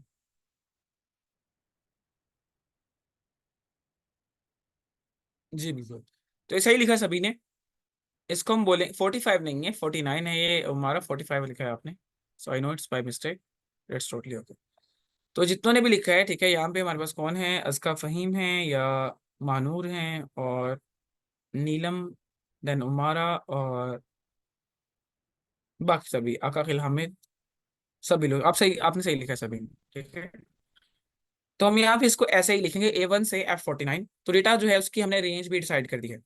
अब इसको पहले करना है या बाद में, ये देखते हैं। अच्छा, ये तो हो गया कि भाई नाम डिसाइड कर लिया, शीट डिसाइड कर ली, अब यहाँ पे रेंज डिसाइड कर ली। अब मैं कहता हूँ कि अगर मैं इसके यहाँ पे वेरिएबल्स चेंज करूँ, चेंज करने की जरूरत है कि नहीं। नहीं ठीक है, कैरेक्टर ही है, ठीक है, ये डबल ही सही है, ये डबल में चलने दो, चलने दो, कोई मसला नहीं, अब इसको चेंज करना नहीं सिखा रहा। लेकिन अगर यहाँ पे आप क्लिक करेंगे तो आप इसको चेंज कर सकते हैं, न्यूमेरिक डेटा, ठीक है, डेट इंक्लूड स्किप वगैरह वगैरह। लेकिन मैं इसको डबल पे रहने दे रहा हूँ, अभी डबल के बैकएंड पे क्या है, इसकी हम बहस नहीं कर रहे। मैक्सिमम रोज आपको कितनी चाहिए, आप यहाँ पे लिख सकते हैं। अगर मैं कहता हूँ ना कि भाई मुझे सारी नहीं चाहिए, मुझे लाइक चाहिए पहली 30 रोज चाहिए, तो आप उसको खुद से डिसाइड कर सकते हैं। यहाँ पे किसी को स्किप तो नहीं करना, रो को, जिसको स्किप करना उसका नंबर लिख, तो मैं कहता हूँ भाई मुझे आखिरी नहीं चाहिए, तो स्किप रो नंबर 49, तो आप सिर्फ 49 लिखेंगे, ये रो को स्किप कर देगा। चलें जी, फिर वो कह रहे हैं कि फर्स्ट रो एज नेम्स, आप पहली रो जो है उसको इन द फॉर्म ऑफ नेम्स रखना चाह रहे हैं। मैं कह रहा हूँ हाँ सही है भाई, मुझे तो कोई मसला नहीं है, ठीक कह रहे हो। फिर कह रहे हैं कि आप इसको इंपोर्ट करने के बाद डेटा व्यूअर में ओपन भी करना चाहोगे? मैं कह रहा हूँ नहीं, अभी नहीं, अभी नहीं सर, मैं इंपोर्ट कर दो। तो मैं इसको बंद कर रहा हूँ, बिकॉज वो मैं आपको खुद सिखाऊंगा कि आप कैसे व्यू करेंगे। डेटा व्यूअर, आपको डेटा को व्यू करना मैंने कल सिखाया था। तो मैं यहाँ पे इस ऑप्शन को अभी ऑफ कर रहा हूँ। तो सर यहाँ पे देखें, एक तो मेरा, अब मुझे क्या करना चाहिए, चले बताएं। अब मुझे क्या करना चाहिए आगे? चैट में बताइए कि मुझे आगे क्या करना है।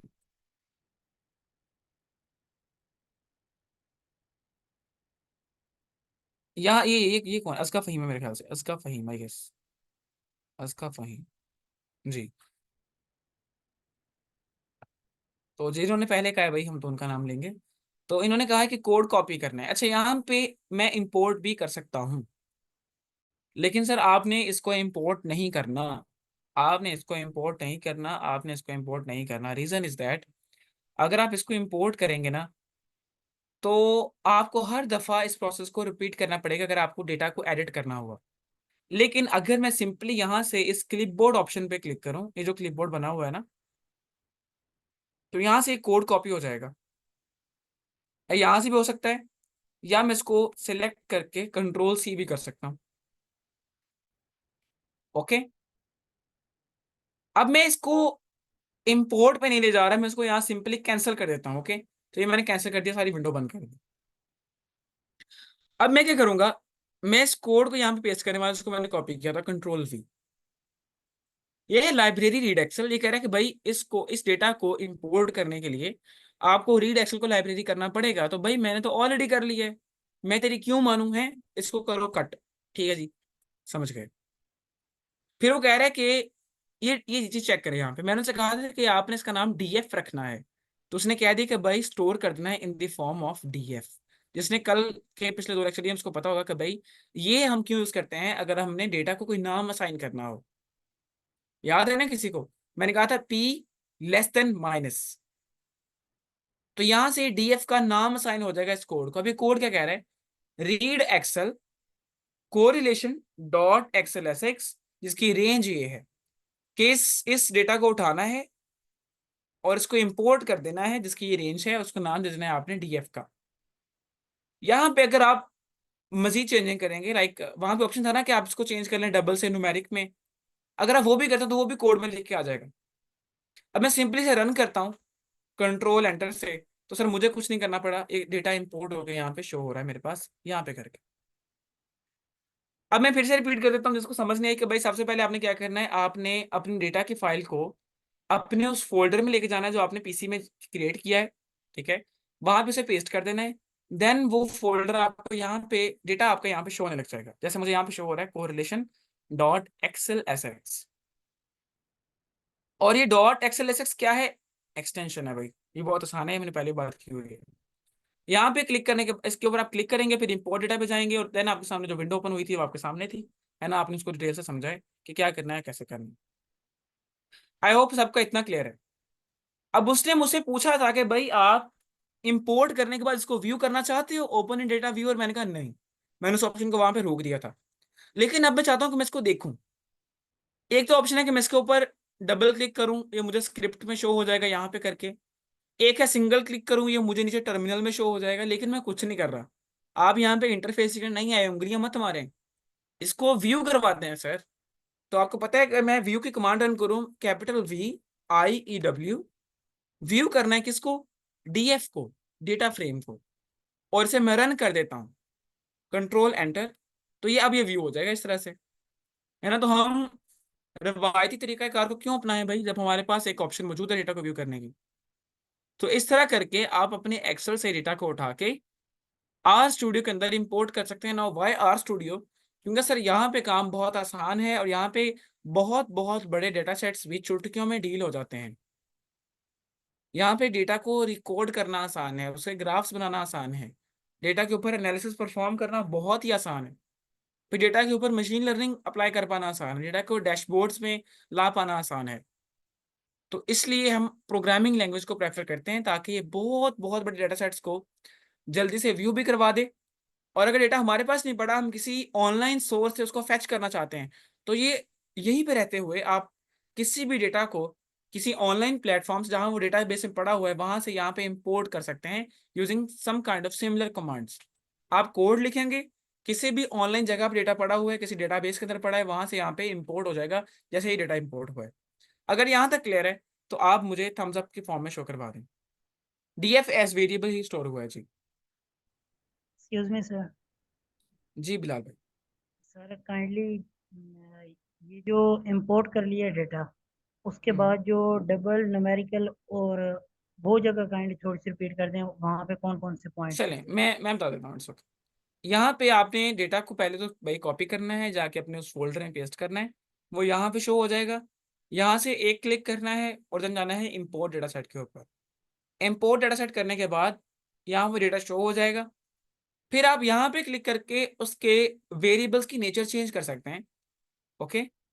और देखिएगा, अगर मैं यहाँ पे इसको डबल के बजाय न्यूमेरिक में लिखता हूँ ना, तो यहाँ पे कोड भी चेंज होगा साथ साथ। कि भाई अगर मैं कहता हूँ डीएनए शील्ड न्यूमेरिक है, तो लेजिस उसने कह दिया कि भाई ये न्यूमेरिक है। समझ आ रही बात की, समझ आ रही कि नहीं? जी सर, आ रही है। पहले पहले वाला टेक्स्ट है, उससे अगले वाला न्यूमेरिक है, फिर न्यूमेरिक है, फिर न्यूमेरिक, उसने कहा सारे न्यूमेरिक है शायद। अच्छा, यहाँ पे मैं इसको न्यूमेरिक कर दूं अगर, तो ठीक है भाई, एक और समझ के अब। तो अब यहाँ पे क्लिक करते हुए वेरिएबल की नेचर चेंज कर सकते हैं बेस्ड ऑन योर कन्वीनियंस। चलें जी, मैं लेकिन अभी इसको इंपोर्ट कर चुका हूँ, तो मैं इसको मजीद नहीं खपरा इसके साथ। यहाँ पे बंद करते हैं। ओके, ये क्लियर है कि नहीं? Thumbs up, everyone show me thumbs up.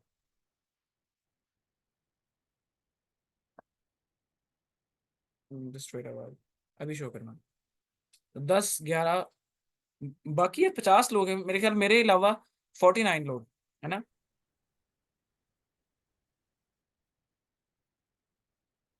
चलें, इट्स ओके।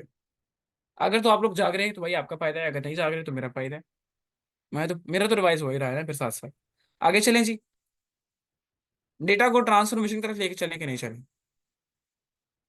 डेटा मैंने आपको इंपोर्ट करना सिखा दिया है from Excel format, and very soon मैं आपको सिखाऊंगा कि आप किस तरह से सीएसवी फॉर्मेट को इंपोर्ट करते हैं। सिमिलर वे है, आप कॉपी करके अपने फोल्डर में पेस्ट करेंगे, यहाँ पे शो हो जाएगा, क्लिक करके इंपोर्ट पे क्लिक करेंगे, और देन थोड़ी बहुत चेंजिंग करने से इंपोर्ट हो जाता है हमारे पास। तो डेटा, क्या कह रही हैं? एक्सक्यूज डेटा मी नहीं सर। है जी बिलाल। सर जी, ये कोरिलेशन का डेटा डेटा सेट में अवेलेबल है सर, आर के डेटा सेट में? जनाब ये एक रिसर्च का डेटा है, ठीक है, मैंने वहां से किया है, लेकिन अगर आपको डेटा चाहिए तो मैं आपको ये सिखा सकता हूँ कि आप किस तरह से आर के ही डेटा सेट को एक्सेल में कन्वर्ट करके देन उसको प्रैक्टिस कर सकते हैं किस तरह इंपोर्ट करना है।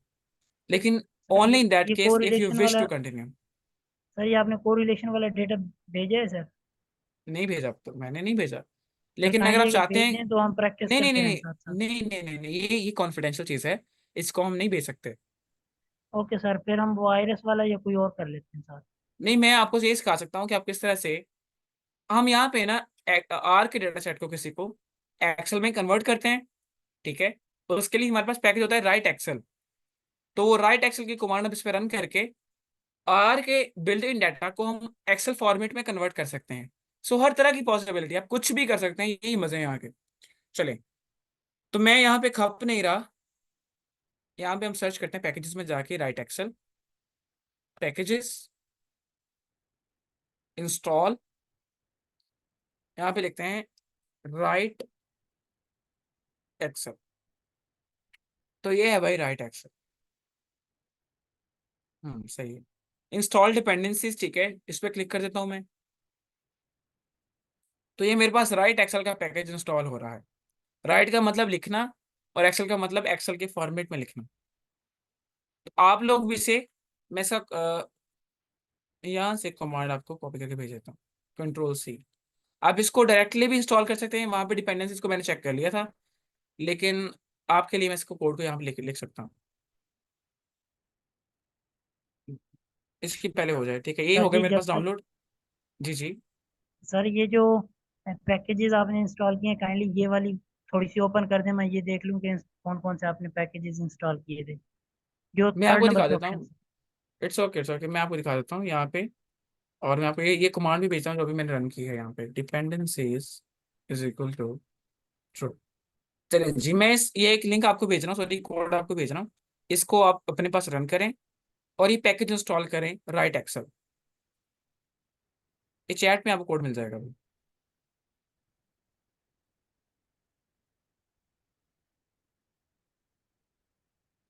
चलें, जिनके पास डाटा नहीं है उन्हीं के लिए काम कर रहा हूँ मैं। ठीक है। सर तो काइंडली अब थर्ड नंबर वाला, ब्रदर एक इंस्टॉलिंग सेकंड, थोड़ा पैकेजेस। थोड़ा वेट करें, थोड़ा वेट करें, आपका काम हो रहा है। सही है, इंस्टॉल डॉट पैकेजेस, ठीक है, राइट एक्सेल डिपेंडेंसीज। ये पैकेज इंस्टॉल करें और इसके साथ मैं इसको यहाँ से कट कर देता हूँ, इसको ऊपर पेस्ट करता हूँ, कंट्रोल एक्स, ठीक है। तो ये देख लें जी, आप जिनको देखना था पैकेज कौन से इंस्टॉल किए हैं, तो पैकेज दो ही हैं, रीड एक्सेल और टाइडीबस, ठीक है, इसके अलावा कुछ नहीं किया मैंने अभी तक। यहाँ पे तीसरा पैकेज हमने कर लिया है, राइट एक्सेल। और इसको अब लाइब्रेरी भी कर लेते हैं, ठीक है, राइट एक्सेल को। सो लाइब्रेरी,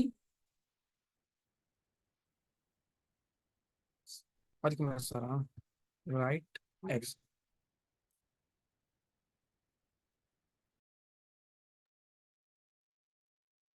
तो ये मेरे पास राइट एक्सेल जो है लाइब्रेरी हो चुका है। अगर आपको इसकी कमांड चेक करनी है, किसी कमांड कैसे वर्क करती है, तो आप सिर्फ यहाँ पे लिख सकते हैं how to use write Excel, ठीक है, या आप यहाँ पे लिखें इसका नाम और उसके क्वेश्चन मार्क डाल दें। मैं दिखाता हूँ आपको, लाइक आप ये लिखा राइट एक्सेल,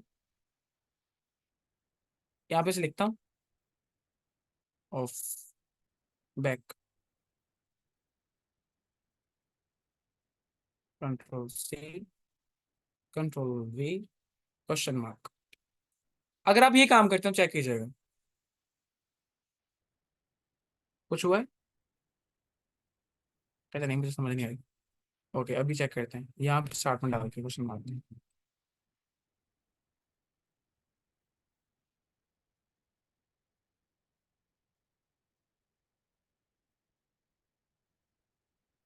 हाँ, तो भाई अगर आप यहाँ पे इसके स्टार्ट में ये क्वेश्चन मार्क डालें और इसको रन करें, ठीक है, तो इससे आपको हेल्प ऑप्शन भी मिल जाएगा, जिससे आप इसके कमांड्स को एक्सप्लोर कर सकते हैं। जिनके यहाँ पे एरर आ रहा है, एरर रीडिंग फ्रॉम कनेक्शन आ रहा है, आपका इंटरनेट कनेक्शन स्लो होगा, बैंडविड्थ कम होगी आपकी, तब ऐसा हो सकता है। ठीक है जी। और मैंने यहाँ पे एक और क्वेश्चन मार्क राइट एक्सेल भेजा है।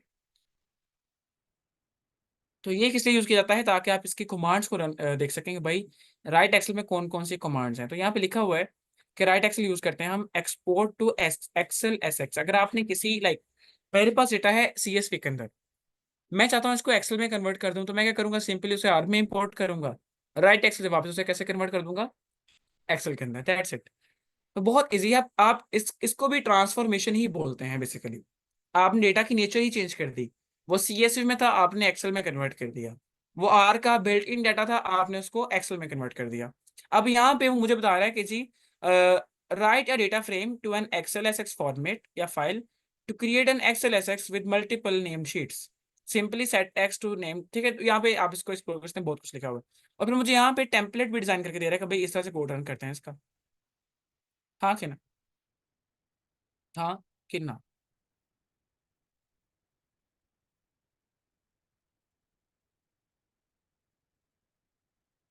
अब यहाँ पे इसी कमांड को हम थोड़ा यहाँ तक कॉपी करते हैं।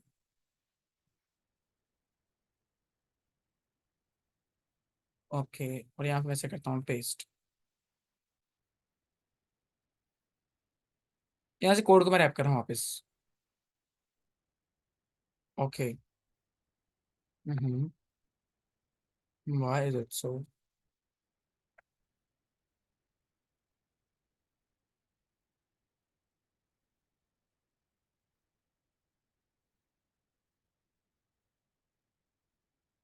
जी सर, किस किस का पैकेज इंस्टॉल हो गया है?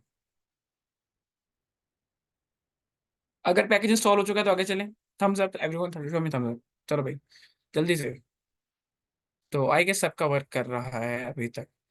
तो अब हम अगली प्रैक्टिस में करने वाले हैं कि हम आर के एक डाटा सेट को कन्वर्ट करने वाले हैं इन दी एक्सेल फॉर्मेट, ताकि आप प्रैक्टिस कर सकें कि भाई एक्सेल की फाइल्स को कैसे इंपोर्ट करना है आर के अंदर। और कोई मकसद नहीं है, तो सिर्फ आपकी सहूलियतकारी के लिए हमें काम कर रहे हैं। ठीक है, तो यहाँ पे ट्राई कर लेते हैं इसको, राइट एक्सेल एसेट्स, ओके। जो डेटा मैं इंपोर्ट कर रहा हूँ मैं उसका क्या नाम रखना चाहता हूँ, पहले तो मैं डिसाइड करूंगा। ओके, चलेंगे।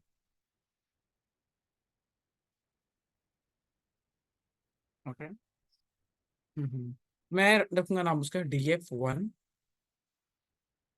Comma, data. नहीं, डेटा मेरे का नाम क्या है? आयरस।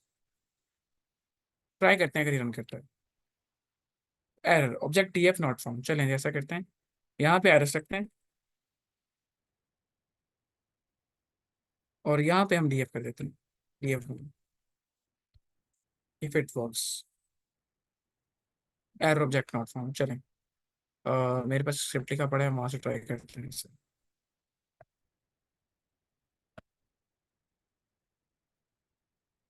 तो ट्रांसफॉर्मेशन में है, समर सेशन में किया था फिलहाल मैंने। नहीं, बल्कि इतना क्यों खपना है यार। चैट जीपीटी भाई इज देयर। यहाँ पे जाके लिखते हैं चैट जीपीटी, क्योंकि यहाँ पे चेंज करना पड़ेगा मुझे सारा का सारा वो प्रोजेक्ट दूसरे में जाके वापस एग्जिट मारना पड़ेगा, तो that is not a good practice. उसके बजाय जब चैट जीपीटी इज देयर तो why should be why. Simply command देते हैं भाई, that command to convert iris data into XLSX format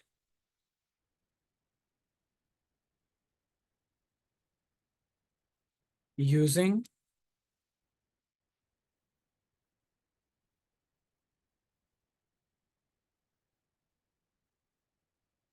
right Excel package।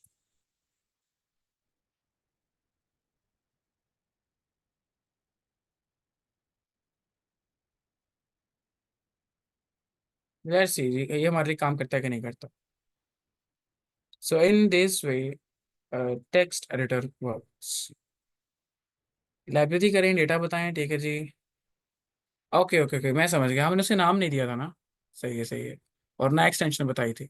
So control C में से copy कर लेता हूँ यहाँ से, और यहाँ पे आके मैं आपको भी साथ ही शेयर करता हूँ ये कमांड, ठीक है। Logic, done done done done, kindly send data set. Sir नमाज ब्रेक प्लीज। करते हैं, नमाज पढ़ लेते हैं, सही है, आपने अच्छा किया, याद करवा दिया। प्लीज प्रोवाइड नमाज ब्रेक। ऑब्वियसली अभी यहाँ पे इसको हम प्रैक्टिस कर लें, सिर्फ एक कोड रन करेंगे।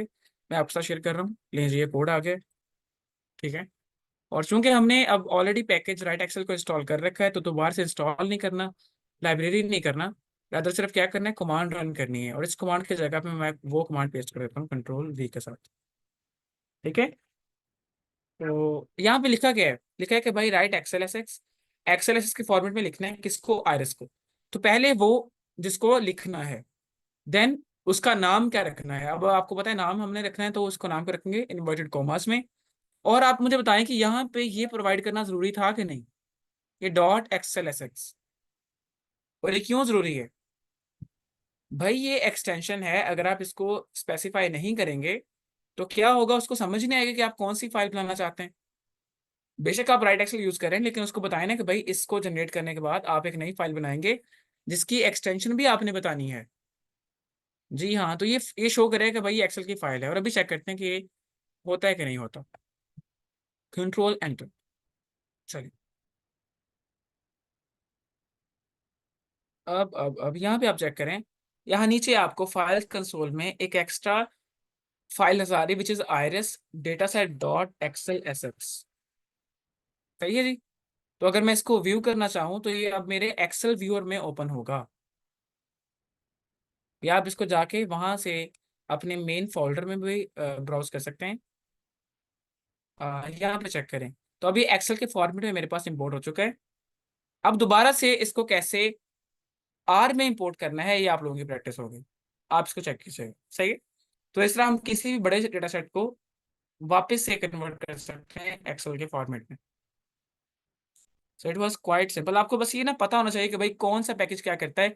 अगेन मैंने कल भी बताया था कि भाई कमांड जनरेट करने के लिए तो कौन बैठा हुआ है, चैट जीपीटी भाई बैठा हुआ है। जब तक भाई की सपोर्ट है तब तक फिक्र नहीं करनी, भाई पूरा साथ देगा आपका। हर तरह के कोड जनरेट करने में। अब हम यहाँ पे नमाज ब्रेक लेंगे। सही है। जी बिल्कुल, एक्सेल फाइल थी तो एक्सटेंशन जरूरी थी। अब यहाँ पे हम नमाज ब्रेक लेंगे और हम ठीक यहाँ पे 6 बजे वापस आते हैं। वापस एक्सेल में कन्वर्ट एक्सक्यूज मी करना। सर। जी जी। सर जी काइंडली एक विद इन सेकंड्स जो है वो काइंडली थोड़ा सा ओवरव्यू। बता दें कि। जी सर। ओके जी। तो लें सर, हमने क्या करना था, आप लोगों की आप चाहते थे कि आप लोग भी प्रैक्टिस करें कि आप लोग किस तरह से एक्सेल की फाइल को आर में इंपोर्ट करते हैं। लेकिन आपके पास एक्सेल की फाइल नहीं थी because you are not a researcher. तो हमने क्या किया, आपके लिए एक सहूलतकारी की, उसके लिए पैकेज इंस्टॉल किया, राइट एक्सेल। सही है। और ये पैकेज क्या करता है, ये किसी भी बिल्ट इन डाटा सेट को या किसी भी और फाइल फॉर्मेट को एक्सेल में कन्वर्ट कर सकता है। ये सीएसवी को एक्सेल में कन्वर्ट कर सकता है, टीएसवी को एक्सेल में कन्वर्ट कर सकता है, ठीक है, या किसी भी इस तरह की फाइल को। इसको हमने इंस्टॉल किया, इसको हमने एक्टिवेट किया यूजिंग दिस लाइब्रेरी फंक्शन। और देन हमने सिंपली एक कमांड रन की है, जो कमांड क्या बता रही है कि भाई राइट एक्सेल एसएक्स, ठीक है, एक्सेल एसएक्स फॉर्मेट में लिखो। किसको लिखना है, आयरस डेटा सेट को। अब आयरस क्या है, आप 2-3 दिन से खबर हैं, आपको पता है कि भाई ये एक डेटा सेट है जिसमें 5 कॉलम है और 150 रोज हैं। ये मैंने आपको कल भी दिखाया था, इसके ऊपर हमने प्लॉट भी बना के देखे हैं। तो ये है वो आयरस, हमारा प्यारा डेटा सेट, पप्पू सा। देन आयरस को आपने लिखना है एक्सेल में, उसकी फाइल का नाम क्या रखना चाहते हैं आप अपने, वो बता देना, बस इतनी सी बात है। डेटा सेट कौन सा है, नाम क्या रखना है। और नाम रखते वक्त देखें, उसने भी हमेशा स्मॉल लेटर ही लिखे हैं। और साथ में आपने ये लाजिम बताना है कि आप क्या एक्सटेंशन रखेंगे उसकी। और आपको पता है आप एक्सेल फॉर्मेट बनाना चाह रहे हैं, तो आप लिखना है डॉट एक्सेल एसएक्स। ये एक्सेल की एक्सटेंशन है, इसको नहीं बोलने का। और जब आप इसको रन करेंगे सिंपली, तो आपके पास आयरस का डेटा एक्सेल फॉर्मेट में चेंज होके आपके फोल्डर में आ जाएगा। अब आपकी आपके जिम्मे ये है कि आप उसको चेक करें वापस से, आप उसको कैसे इंपोर्ट करते हैं इनसाइड आर स्टूडियो। अगर यहां तक क्लियर है, तो मैं यहाँ पे ब्रेक करूंगा 10 मिनट की। जी। Everyone show me thumbs up once again.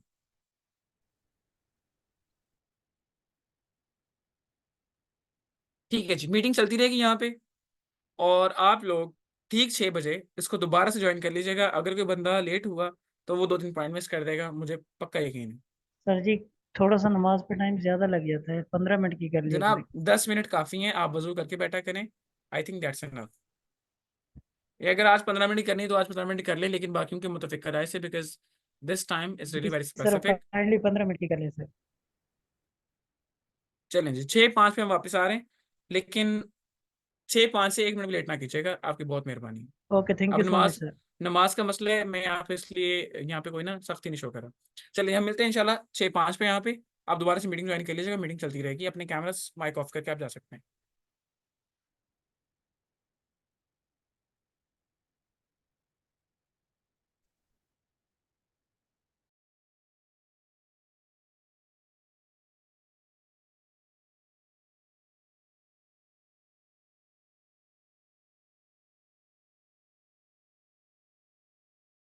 हाँ, चलिए जी।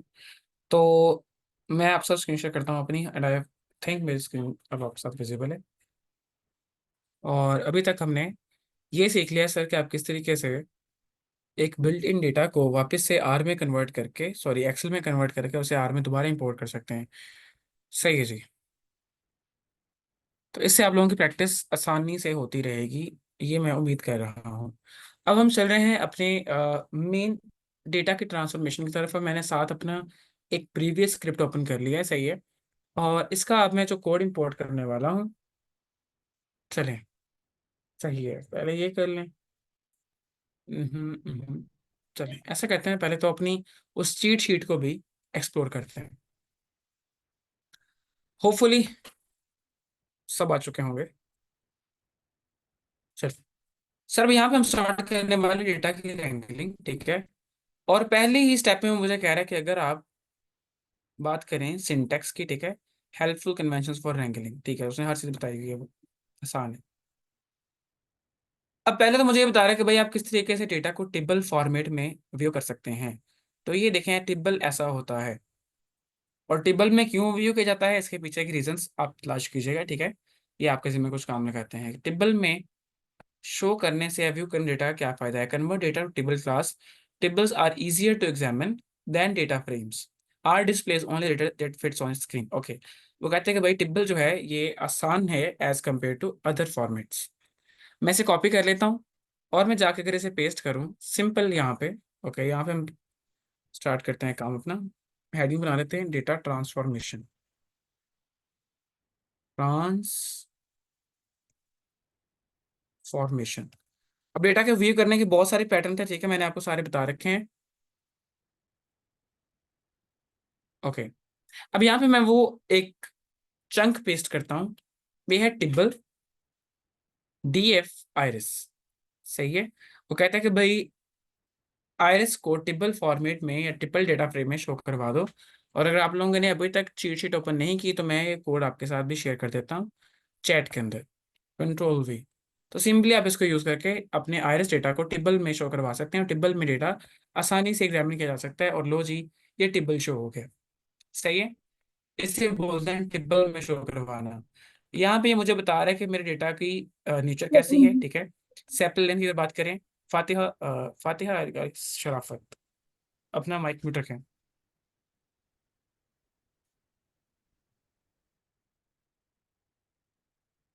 फातिहा शराफत, थैंक यू। ओके, इसकी नेचर ये है और सबकी नेचर उसने मुझे बता रखी है कि अब यहाँ पे जी फैक्टर आ गया है। भी फैक्टर फैक्टर क्या होते हैं इस पर बात करेंगे हम इंशाल्लाह इन अपकमिंग लेक्चर्स। और यहाँ पे उसने मेरा पूरा डेटा मुझे बता दिया कि भाई ये इसके अंदर है। टेबल के अंदर कहता है कि आपकी 150 रोज हैं, 5 कॉलम है। आसान है, सही है। फिर वो कह रहे हैं कि भाई 10 मैंने शो करवा दी हैं, अभी 140 और हैं। देखे ना, वाकईतन मुझे भी ये लग रहा है कि हाँ आसान है। रादर कि मैं इसे व्यू करवाऊं और जब स्क्रॉल कर करके देखूंगा भाई कितनी रोज हैं कितने कॉलम्स हैं, ठीक है। तो यहाँ पे इस चीज को देखना आसान है। वो मुझे बता रहा है हर चीज। देन मुझे कह रहा है कि भाई tibble was deprecated in this, please use tibble. और कह रहे हैं कि अब इसे ऐसे यूज करो। साथ में गाइड भी कर रहा है प्रॉपर कि भाई वो तरीका पुराना है, अब नया तरीका आ चुका है, इसको प्रेफर करो। जी महानूर। सर ये जो टर्मिनल वाला है इसके नीचे यूज प्रिंट ये वाला जो लिखा है ये कल जब हमने किया था तब नहीं चल रहा था। मैंने आज मैं घर में जब प्रैक्टिस कर रही थी ना तब मैंने टिब्बर फॉर्म में किया था कन्वर्ट। तो तब भी मैं इसको करने की कोशिश कर रही थी print n is equal to. तो ये वाला नहीं होना था तो ये वाला कैसे करेंगे हम लोग। चलिए जी, मैंने आपको बताया कि मैं जब पहले करता हूँ तब तो हो जाता है, लेकिन अभी ट्राई करें दोबारा से, ठीक है। तो प्रिंट की कमांड हम ये कहते हैं कि प्रिंट, और देन पेंथेसिस ओपन कर लेंगे और हम इसको लिखेंगे कितनी रोज करवानी है, किस डेटा की करवानी है। So iris comma n is equal to, यहाँ पे हम 20 कर लेते हैं फॉर एग्जांपल, देखते हैं रन करता है कि नहीं करता। इनवैलिड हो गया। अगर यहाँ पे मैं सिर्फ लिखूँ अच्छा, यहाँ पे इस तरह से रन कर जाएगा, मैं बताता हूँ आपको। Ctrl+Shift+M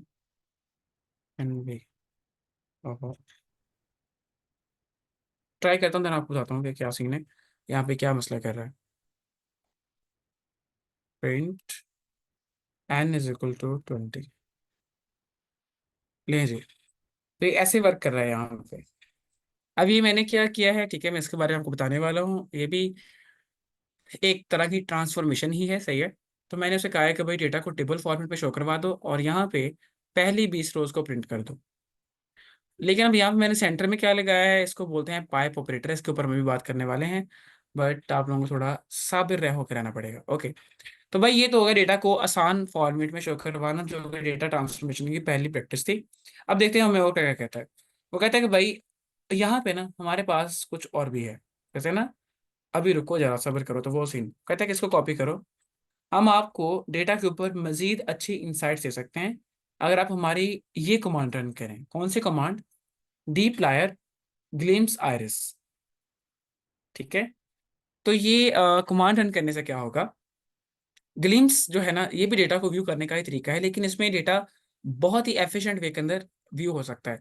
इस तरह से रोज बन बन के ना टेबल के फॉर्मेट में आ जाती है। इसको मैं दिखाता हूँ ये कैसे चलता है। कंट्रोल एंटर किया ऐसे, तो लें जी, ये आ गया हमारे पास ग्लिम्स फॉर्मेट डेटा को व्यू करने का। अब वो मुझे कह रहा है कि भाई आपके डेटा में ये पहला कॉलम है, फिर ये आगे कॉलम इस तरह से चलते जा रहे हैं। ओके, जब उसमें ये इसकी कैटेगरी है, डबल है, देन फैक्टर है।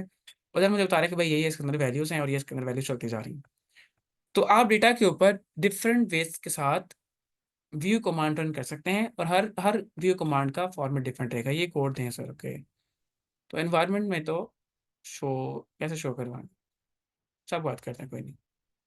डेटा स्क्रिप्ट और कंसोल में शो हो रहा है बट एनवायरनमेंट एम्प्टी है, हाँ जी।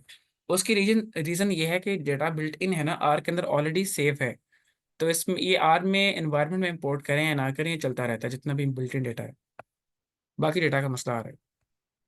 ओके, आपका मसला आ रहा है, क्यों आ रहा है जी, एरर क्यों आ रहा है, किसके आ रहा है जी, एरर वाले हजरात?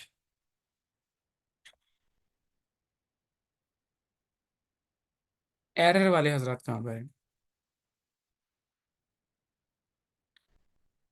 टेबल में एरर आ रहा है, कहाँ पे एरर आ रहा है, यही पूछ रहा हूँ मैं, क्यों आ रहा है? अपना माइक अनम्यूट कर लें या तो फिर।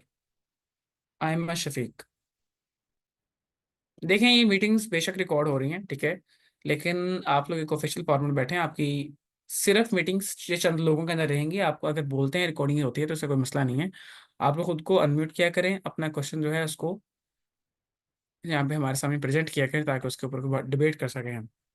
और मे भी वो क्वेश्चन जो है वो आपके लिए,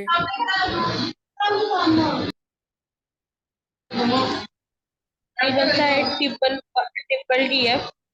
आइडस का जो पहले सबसे पहले किया था उसमें एरर आ रहा है, आवाज आ रही है। ओके चलिए, आप टाइप ही कर दें, आप टाइप ही कर दें, आपके ना शोर ज़्यादा मुझे समझ नहीं आया। सही है, तो सेपरेटली आप लोग अगर बैठा करेंगे तो ये फायदा होगा कि आप लोग इजीली अपना माइक अनम्यूट कर पाएंगे और हमें बता पाएंगे। चलें जी, इनका समझते हैं कि error the x argument of S table, okay, can't be missing a table of 30। Sir ऐसा मेरा आ रहा है, ओके। क्या कमांड रन की है, पूरा भेजा करें ना साथ में। आपने सिर्फ एरर भेज दिया, उसका कोड नहीं भेजा आपने ऊपर वाला। या फिर ऐसा करें, अभी रुक जाएं, ठीक है, थोड़ा काम कर लेते हैं, देन आपके एरर के ऊपर सभी बात कर लेंगे, क्योंकि ऐसे क्लास का टाइम निकल जाएगा। TBA1 DF is not exported आ रहा है। ये TB1 क्या होता है वैसे, कि टेबल इज नॉट एक्सपोर्टेड आ रहा है, okay, from namespace table. एक सेकेंड, एज टेबल। अच्छा, आप इसकी इसकी बात कर रही हैं, इसकी बात कर रही हैं। उसने साथ में ना इसको यूज करने का तरीका भी बताया था, यहाँ पे अगर गौर करें आप। उसने कहा था भाई कि ये कमांड है, ठीक है, प्लीज यूज दिस कमांड। उसको यूज करने का तरीका पहले आप चेक करें कैसे यूज करना है इसको। इसका हर हर कमांड डिफरेंट तरीके से यूज की जाती है।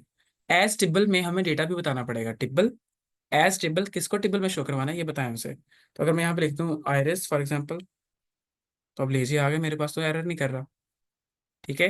तो यहाँ पे इसको डेटा भी बताना होता है। एक्सएलएसए वाले जो कोड था स्क्रिप्ट में, वो दोबारा देना मिस हो गया है सर। आपको सारा कोड मिल जाएगा, अभी आप ना क्वेश्चनिंग अपनी थोड़ा साइड पे कर लें, ठीक है, ताकि हम थोड़ा काम करें।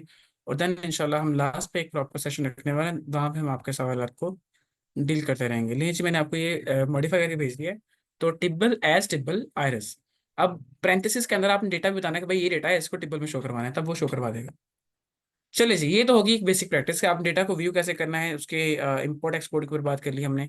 अब नेक्स्ट प्रैक्टिस जो आने वाली है ना, ये व्यू की कमांड मैंने आपको ऑलरेडी समझा रखी है, ठीक है, व्यू कैसे करते हैं। अब आती है बात इस फीचर की, इसको बोलते हैं पाइप ऑपरेटर।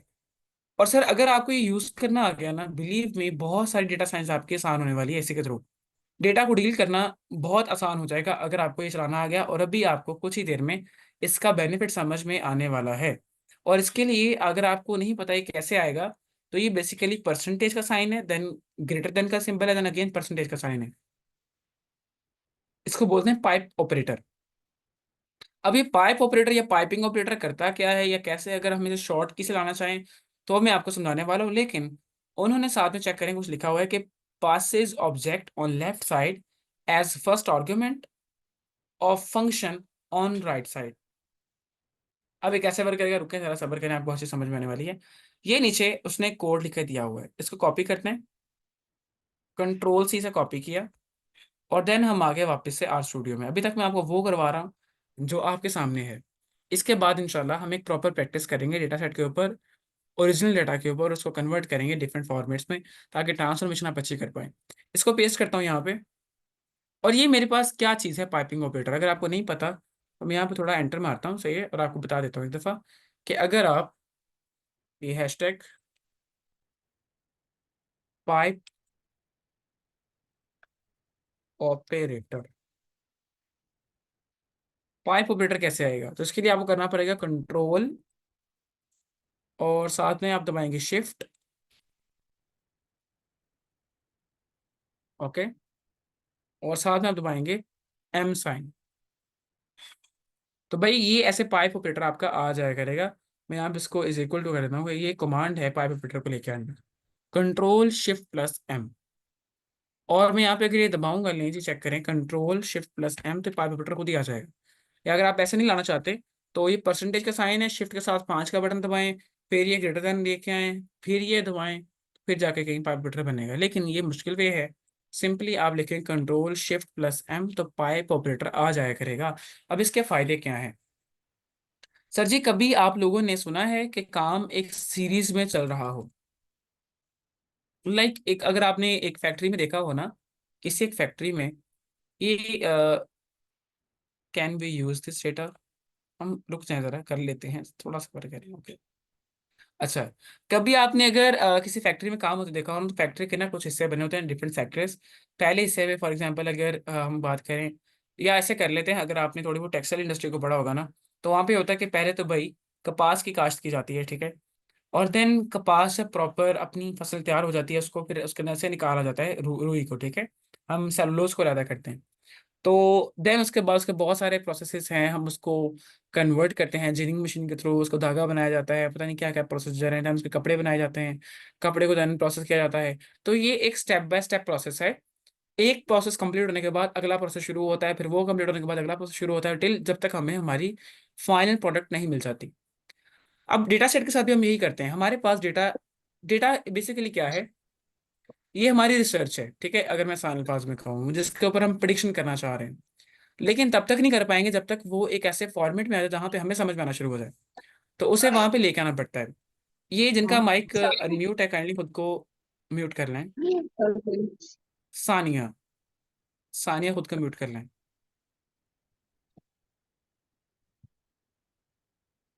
सानिया, आपका माइक अनम्यूट है, थैंक यू।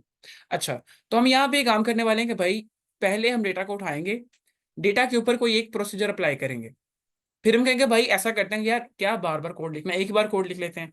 तो कोड बताएंगे भाई पहले ये काम करना है, जब ये काम मुकम्मल हो जाए फिर ये काम करना है, फिर उसके बाद ये काम करना है, फिर उसके बाद ये काम करना है। तो जैसे एक पाइप में नहीं पानी चलता है एक साइड से दूसरी साइड की तरफ, तो हम यूं ही एक साइड डेटा डालेंगे, डेटा प्रोसेस होता होता होता वो दूसरी साइड पे आ जाएगा। तो ये है कॉन्सेप्ट पाइपिंग के पीछे, कि आपने भाई कोड बार बार नहीं लिखना, ठीक है, आपने ये करना है, आपने एक वर्कफ्लो डिजाइन करना है कि भाई पहले ये काम हो, फिर ये काम हो, फिर ये काम, फिर ये काम, फिर ये काम। और ये काम आप करने वाले हैं अभी। कैसे जी? ले जी, पहला आपके सामने काम आ गया है कि आयरस, और उसको ग्रुप बाय कर दो स्पीशीज की बेस पे। मैं सिर्फ इतना कोड रन कर रहा हूँ, ये चेक कीजिएगा, लिखा हुआ है आयरस, देन पाइप ऑपरेटर लगा है। अभी पाइप ऑपरेटर कैसे वर्क करता है मैं आपको सिखाने वाला हूँ, ये सिर्फ, बाकी की बातें छोड़ दें। डेटा ट्रांसफॉर्मेशन सबसे बड़ा टॉपिक है, ठीक है, इसको हम 1 या 2 दिन लगा कवर करेंगे, और जिस दिन ये कवर जैसे कवर होता है, आप मेरे ख्याल से डेटा साइंस का हर प्रोजेक्ट करने के काबिल हो जाएंगे on a very basic level. तो मैं कहता हूँ भाई आयरस का डेटा है, अगर आपको आयरस नहीं याद तो मैं आपको एक दफा आयरस अगर दिखा दूँ, इनिशियल दिखा दिख रहा है, बल्कि मैंने क्या दिखाना आपको। तो ले जी, आयरस के अंदर ये 4-5 वेरिएबल्स हैं, सही है, ये 1 2 3 4 4 न्यूमेरिक हैं जो बता रहे हैं कि भाई एक प्लांट है, उसकी सेपल विड्थ है 5.1, उसकी सेपल सॉरी सेपल लेंथ है 5.1, सेपल विड्थ ये है, पेटल लेंथ ये है, पेटल विड्थ ये है। जब ये 4 चीजें पता चली तो हमने कह दिया कि भाई वो प्लांट किस स्पीशी का होगा, सिटोसा का, ठीक है जी। अब मैं कहता हूँ कि भाई ऐसा करो, मुझे ये बताओ कि एवरेज सेपल विड्थ कितनी आ रही है। सही है, मैं अभी इसको रन करने से पहले आपको एक काम करके दिखाता हूँ ताकि आपका प्रॉपर बेनिफिट समझ में आए। मैं यहाँ पे लिखता हूँ समरी,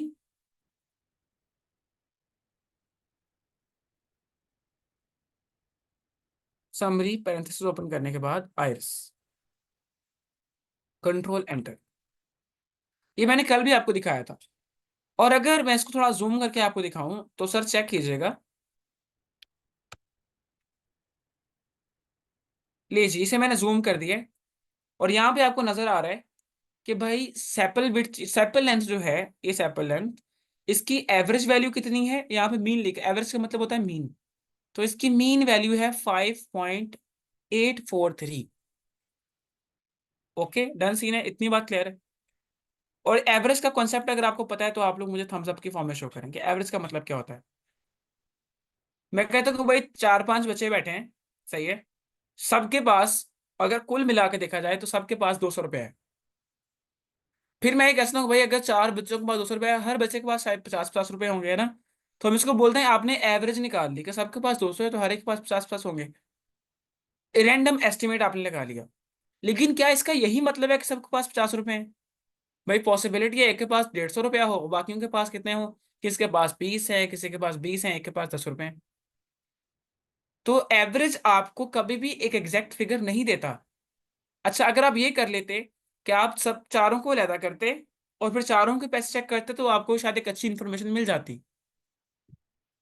यहां पे क्या चल रहा है, इस डेटा सेट में 3 स्पीशीज हैं, सिटोसा, वर्सिकोलर, वर्जीनिका, और सभी के लिए एक कॉलम बना हुआ है और उसमें सबकी सेपल विड्थ आ रही, सेपल लेंथ आ रही है। और ये जो एवरेज वैल्यू है ना, ये पूरे कॉलम की एवरेज वैल्यू है। इसका मतलब ये मुझे कह रहा है सिटोसा, वर्सिकोलर, वर्जीनिका, तीनों की ऑन एन एवरेज ये वैल्यू है सेपल लेंथ की। तो भाई मैं आपसे पूछ रहा हूँ क्या ये कोई एग्जैक्ट फिगर है? पॉसिबली ऐसा मुमकिन है कि भाई सिटोसा की एवरेज कुछ और हो, वर्जीनिका की कुछ और हो, वर्सिकोलर की कुछ और हो, है ना। तो मुझे यहाँ पे एक एग्जैक्ट फिगर नहीं मिल रहा, कुछ समझ में नहीं आ रहा कि भाई किसकी इतनी है, सभी की इतनी है। तो फर्क क्या रह गया फिर, सिटोसा क्या है, वर्सिको, फिर एक ही बात कर दो कि भाई सारे प्लांट्स हैं, बस बात खत्म। ऐसा हम इंसानों के कहते हैं कि सब इंसान है, दैट्स इट। तो फिर सिटोसा, वर्सिकोलर, वर्जिनिका का चक्कर क्यों भाई? इसका मतलब यहाँ पे कुछ लोचा है भाई, केमिकल लोचा। अगर आप में से किसी ने वो ऑर्गेन कॉकरोच देखे ना, वो कहता है कि भाई शार के भेजे में केमिकल लोचा है। तो इस आर डेस्कटॉप में अभी इस वक्त है केमिकल लोचा, या आपके माइंड में है कि जो आप इसको प्रॉपर कमांड नहीं समझा पाए। तो प्रॉपर कैसे सीन चलेगा, आपको ये एवरेज वैल्यू समझनी है पहले तो, ठीक है। अब यहाँ पे चेक कर ले, मुझे कह रहा है कि सेपल विड्थ भाई इतनी है on an average, sepal length, और सेपल विड्थ के लिए भी इसने एक मीन वैल्यू दी है कि भाई ये वैल्यू है, लो जी सेपल विड्थ इतनी है। अभी चेक कर लें आप लोग, कितनी कह रहा है, sepal width is 3.057 for setosa, versicolor and virginica together. अब चेक करें फायदे, ट्रांसफॉर्मेशन का फायदा, पहला फायदा सुनिएगा। मैं से यहाँ से ना वापस से इसका जूम रिवर्ट कर देता हूँ, ठीक है, जूम आउट कर देता हूँ कंट्रोल 0 के साथ। तो ये अपनी एक्चुअल सिचुएशन में आ जाएगा अगर मैं कंट्रोल 0 प्रेस करूँ तो। लीजिए, तो ये इसकी एक्चुअल जो है वो क्या है भैया, क्या कहते हैं इसे, एक्चुअल क्या बोलते हैं, कभी सुना नहीं, कहते कि भाई वो खराब हो जाएगी, क्या है,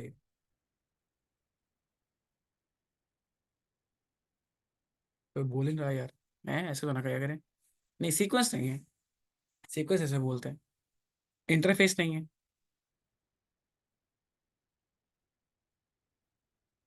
केमिकल लोचा नहीं समझ आया, ये कौन है,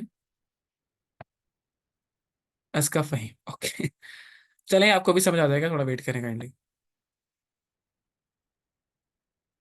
चलें 1 मिनट, मैं आपको बात बताता हूँ इसे क्या कहते हैं, पहले इनको केमिकल लोचा समझाते हैं। भाई मैं कहना ही चाह रहा हूँ कि यहाँ पे जो मेरे पास मीन वैल्यू आ रही है ना 5.843, या ये जो मेरे पास एक मीन वैल्यू आ रही है, मीन 3.057, ये मीन किसका है मुझे बताइए, सिटोसा का है, वर्सिकोलर का है, वर्जिनिका का है। सेपल विड्थ अगर मैं आपसे पूछूं कि भाई सिटोसा की sepal width on an average क्या है, या मैं आपसे ये पूछ लूं कि केएफसी ऑन एन एवरेज कितनी सेल कर रहा है। अब मैं अगर फैसलाबाद की बात करूँ ना, फैसलाबाद में टॉप सेलिंग ब्रांड्स और डी ग्राउंड के एरिया में इस वक्त चल रहे हैं ना, तो केएफसी का एक कंपेटिटर आ चुका है अर्ब स्पाइस के नाम से। तो वो अर्ब स्पाइस भी है, केएफसी भी है, ठीक है, और साथ में आप किसी ब्रिलो टाइप को लगा लें। अब मैं कहता हूँ भाई सबका ऑन एन एवरेज डेली का, नहीं मैं अब ये कहता हूँ कि भाई सबका on an average 2000 Zinger burger sale होता है।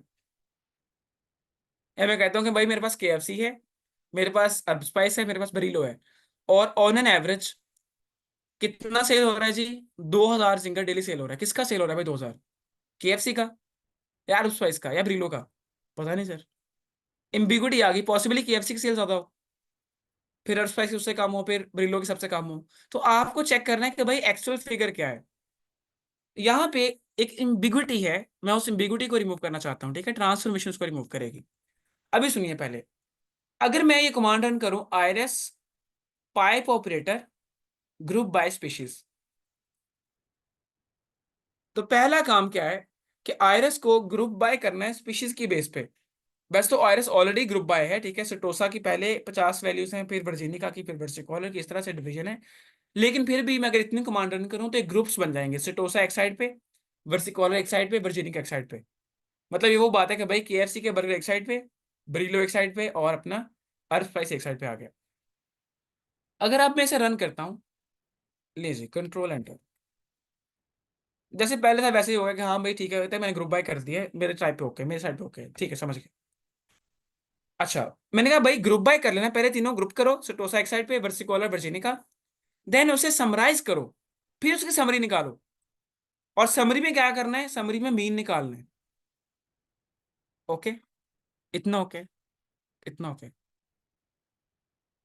समराइज करना है और उसका मीन निकालना है। अभी मैं, अगर मैं इस चीज को रिमूव कर दूं यहां से, एवरेज वाले फीचर को, और इतना कोड रन करूं, यहाँ पे एक एक्स्ट्रा टोकन है, नहीं ठीक है, सही है। अगर मैं इतना कोड रन करूं, अभी चेक कीजिएगा सर, आयरस को ग्रुप बाय करना है, मतलब सिटोसा लेदा, वर्सिकोला लेदा, वर्जीनिका लेदा, और देन समराइज करना है उसे, उसकी समरी निकालनी है। समरी में क्या निकालना है? उसका मीन निकालना है। फिर मीन किसका? उसकी सेपल विड्थ का मीन। मतलब 4 कॉलम है ना उसमें, sepal length, sepal width, petal length, petal width. तो मैं कहता हूँ भाई सबकी ग्रुप बाय करके, ये इसे कहते हैं कि सेपरेटली सेपरेटली तीनों की मुझे एवरेज बताओ सेपल विड्थ की। ये कोड का मतलब है। ऐसे अगर मैं रन करूं कंट्रोल एंटर, तो सर अब आंसर चेंज हो चुका है, हाँ कि ना? अब देखें यहां पे, अगर मैं जूम करके दिखाऊं आपको कंट्रोल प्लस के साथ, सिटोसा की सेपल विड्थ 3.43, वेर्सिकोलर की 2.77, वर्जीनिका की 2.97। अच्छा, अब इसे प्रीवियस रिजल्ट से मैच करते हैं जरा। क्या ये देखे ना, चेंज है, एक की 2.77 एंड 2.97, लेकिन ऊपर की अगर बात करें तो भाई इसने तो कहते हैं ना कि पंजाबी में कहते हैं खोटे कोड़े को लाइन से लगाते हैं, है ना? तो यहाँ पे जो अगर सेपल विड्थ की बात करें, तो sepal width on an average, मतलब एवरेज कितनी थी? Mean value 3.057। तीनों की वैल्यूज गलत बता रहा था मुझे। और अगर आप में से कोई मॉलिक्यूलर बायोलॉजी से है तो भाई इसको पता होगा, जिसने जेनेटिक लेवल्स को पढ़ा है, तो इतनी इतनी तब्दीलियां भी बहुत मैटर करती हैं भाई। तो 3.057 या 3.43, there is a big difference भाई। 2.77 बहुत फर्क है, 2.97 बहुत फर्क है, तीनों वैल्यूज ही और थी। तो वो क्या कर रहा था? इन तीनों का कंबाइंड में निकाल रहा था। पंगा ये है, लेकिन ट्रांसफॉर्मेशन से वो चीज आसान होगी। अगर इतना क्लियर है तो आप लोग, अगर आप लोग वो समझ आ गए तो भाई थम्स अप। चलो जल्दी से।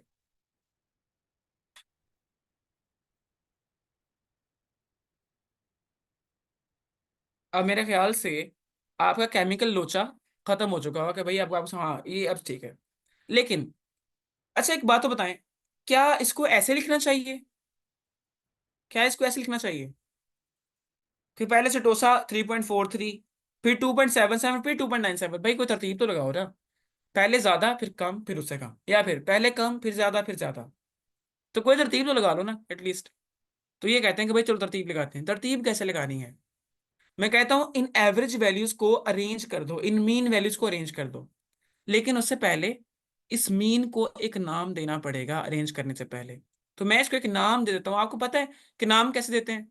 कल ने देना सिखाया था कि या तो आप लिख सकते हैं कि अगर मैं इससे बोलूं कि भाई एवरेज जो है उसका मतलब है मीन, या मीन का मतलब है एवरेज, दैट्स इट। ये दोनों लफ्ज इंटर कन्वर्टेबल है। अगर कहीं मीन लिखूं उसका मतलब एवरेज, एवरेज लिखूं उसका मतलब मीन। अच्छा, अब कहीं पे अगर मैं ये लिखूंगा मीन ऑफ सेपल विड्थ, या भाई इतना लंबा क्यों लिखना है, उसे एक नाम दे दो एवरेज का, दैट सेट, पंगा खत्म। जहां भी मीन सेपल विड्थ लिखना हुआ एवरेज लिखना, समझ आ जाएगी बात। वही बात है ना भाई, चीजों को बिखेरने की बजाय इकट्ठा करो, एक डब्बे में पैक करके वेरिएबल बना लो, फिर वेरिएबल को उठा के पुट कर देना, काम आसान हो जाएगा। जब मैं अरेंज करने लगूंगा, बजाय इसके कि मैं लिखूं arrange mean of sepal width, मैं लिख दूंगा अरेंज एवरेज, कि एवरेज को अरेंज कर दो, तो उससे पहले से एक वेरिएबल बनाना पड़ेगा। तो वेरिएबल कैसे बनेगा, यहां समराइज के अंदर मैं लिख दूंगा A V G is equal to mean of sepal width. अब ये बन जाएगा variable, mean of sepal width in the form of variable store हो जाएगा एवरेज के अंदर। अब जहां भी एवीजी लिखूंगा उसका मतलब क्या होगा, mean of sepal width. Okay, अब मैं सारे कोड को रन करता हूं तो क्या होगा, पहले ग्रुप बाय होगा आइरिस, देन उसके एवरेजेस निकलेंगी, और देन वो अरेंज भी हो जाएगा। लो जी, अब चेक करें, उसने अरेंज कर दिया कि भाई पहले सब छोटी वैल्यू कौन सी है, वर्सिकॉलर, फिर उससे बड़ी वर्जीनिका, फिर उससे बड़ी सिटोसा। अब जिनको डेटा ट्रांसफॉर्मेशन समझ में आती है ना भाई, ये चीज मजे की है, वो तो यहाँ खुश हो रहे होंगे, लेकिन जिनको पता नहीं, बेचारों को जो फर्स्ट टाइम यहाँ पे आए हैं ना, जिन्होंने कभी एक्सेल नहीं देखा, जिन्होंने कभी एसपीएसएस नहीं देखा, उनको थोड़ा लग रहा है कि भाई पता नहीं क्या चल रहा है, ये शायद हमारे टाइप की चीज नहीं है। और यहाँ बहुत सारे लोग हैं इसी वजह से स्किप कर रहे हैं कि भाई उनको पता नहीं वो क्या कर रहे हैं। और बहुत जल्द को आइडिया हो जाएगा जब हम यहाँ पे इंशाल्लाह कुछ रिमार्केबल करने वाले हैं। Why is there a difference in average? ये आप ना सुने, आप ना गौर फरमाएं। ये जो बंदा होता है ना, जो काम के वक्त साथ में पानी पी रहा होता है, वो फंस जाता है बंदा। कोड में एवरेज क्यों कट किया है, इसलिए कट किया ताकि मैं आपको बाद में उसका मतलब बता सकूं। ये कोड दे दे, ओके। ये हाथ मुझे ठाकुर,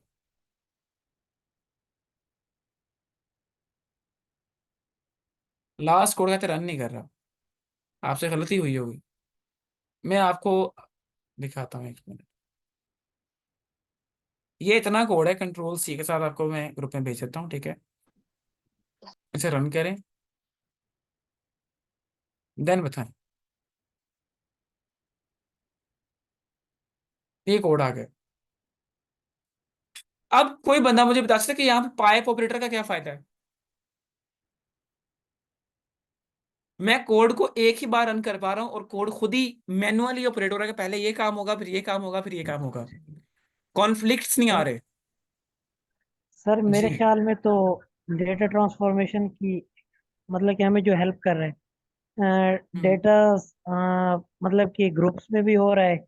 उसके बाद मतलब कि हमारा एनालिसिस भी होते जा रहा है, हम उसका मीन भी हमें पता चल गया है। उसके अलावा हम्म। तरतीब से भी आ रहा है। तो हम्म। आपने पहले दिन यही बताया था कि डेटा को ऑर्गेनाइज करना और उसको, इस तरह की तीन चीजें बताई थी, और ये तीनों इसके अंदर हो गई हैं। तो मेरे ख्याल में अभी तो बहुत यही कुछ है। होगा, अभी तो बहुत कुछ होगा बिलाल भाई, अभी तो पार्टी शुरू हुई है, तो अभी तो पार्टी शुरू हुई है। अभी तो आपने डेटा को कोड में कन्वर्ट करना है। जी जी सर, चेक करें लेकिन क्या सीन होगा। बस मैं यही बता रहा था, वो आप पूछ रहे थे डेटा ट्रांसफॉर्मेशन। चलिए सही, थैंक यू सो मच जनाब।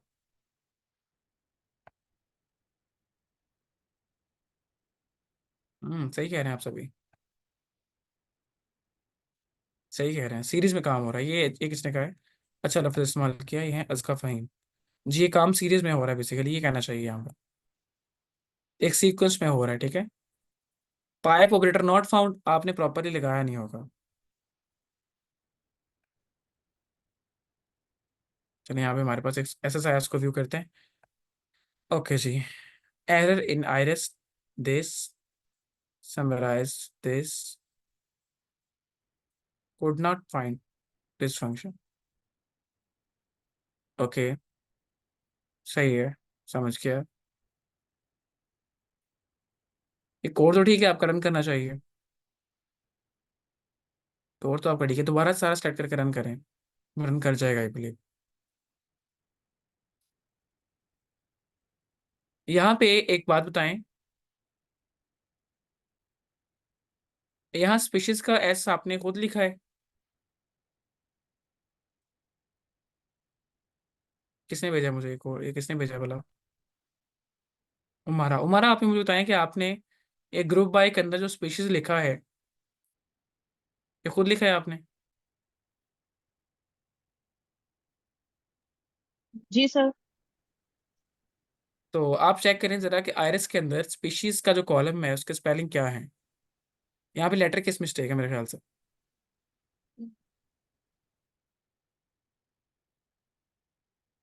यहाँ कैपिटल ऐसा आना चाहिए, आई बिलीव।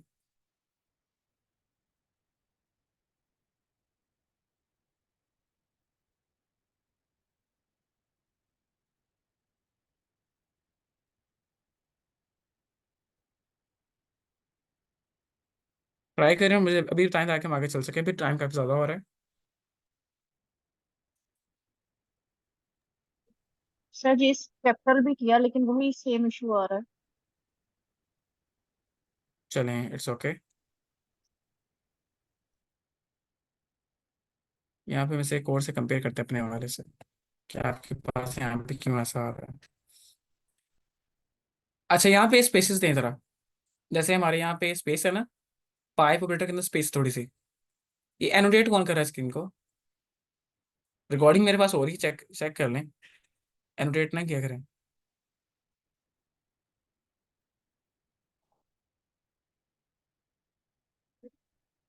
काइंडली। तुम्हारा आप ना इस कोड जो मैंने आपको भेजा है इसको एज इट लिखे देखें, तभी रन कर जाएगा। मेरे ख्याल से आपने स्पेसेस नहीं दी इसलिए मसला आ रहा होगा।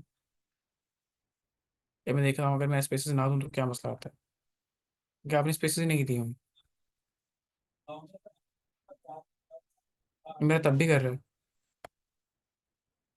आपको कोई और प्रॉब्लम है तो आप मेरे वाला कोड ट्राई कर लें, अगर नहीं होता तो विल डिस्कस इट लेटर। सही है, अभी हम इसको कंडक्ट कर लें पहले। कैसा?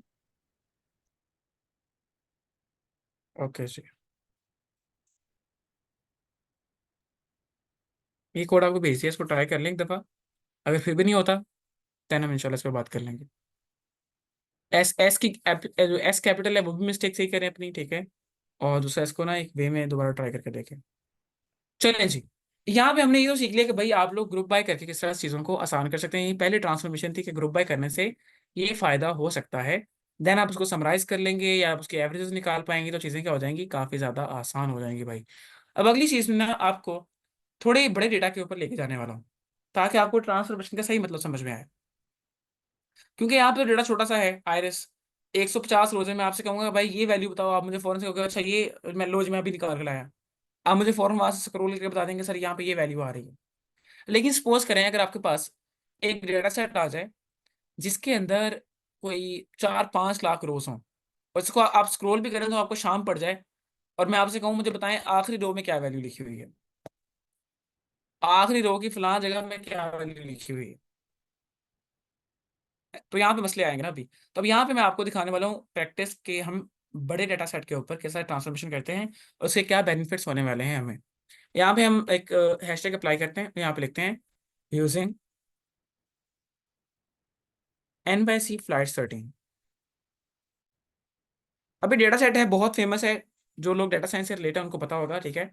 Using N Y C flight 13 data, ये डेटा है न्यूयॉर्क सिटी फ्लाइट 13 का data. N Y C stand for New York city. तो न्यूयॉर्क सिटी से साल 2013 में जितनी फ्लाइट्स उड़ी थी या उसमें उतरी थी तो उन सभी का डेटा है ये, ठीक है। ये बहुत एक डिटेल डेटा सेट है। इसके लिए हम इसकी एक लाइब्रेरी है प्रॉपर पैकेजेस की, फ्लाइट्स का डेटा है, ठीक है, और बहुत सारे डेटा सेट इसके अंदर इन्वॉल्व हैं। तो हम पहले ही पैकेज जो है ना इसको इंस्टॉल करेंगे अपने पीसी में, अपने आर स्टूडियो में। देन हम इसके डेटा को यूज़ कर पाएंगे। ऊपर वाले कोड को मैं रैप कर देता हूँ। जो सारे रैप हो गए यार, ऐसे तो मत करो भाई, अच्छा इसको हेडिंग तो बना लेना पहले। लो जी, हेडिंग बन गई, ऊपर वाले हेडिंग को रैप कर देते हैं। डन सी। अब इसमें ये कोड मैं आपको भेज रहा हूँ, ठीक है, ये कोड आपने रन करना है। और देन ये नीचे वाला कोड उसको एक्टिवेट करेगा।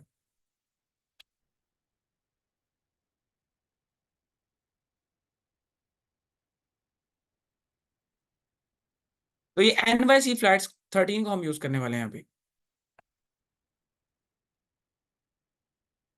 काफी बड़ा डेटा सेट है, ठीक है। तो शायद डाउनलोड होने में भी टाइम ले या रन करने में टाइम ले, तो आपने परेशान नहीं होना।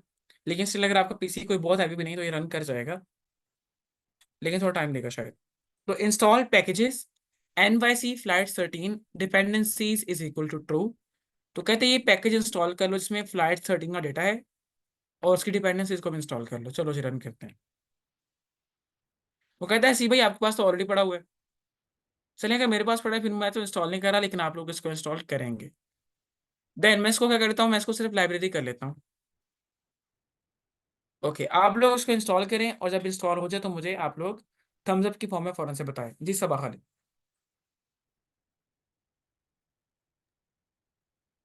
सर जो आपने लास्ट वाला आइरस वाला करवाया है हम्म। वो अभी भी रन नहीं कर रहा, नीचे एरर आ रहा है। चलें देख लेते हैं उसको बाद में, लेकिन आपके सामने ना। हम परफॉर्म करें, हमारा एरर नहीं आ रहा। पॉसिबली आपसे कोई रिपोजिटरीज एक्टिवेट ना हुई हो, ऐसा कोई इशू आ गया हो तो उसको हम डील कर लेंगे लेटर ऑन। लेकिन अभी हम पहले ये काम कर लें जो अभी अब कर रहे हैं। Okay sir. जी मुबीन।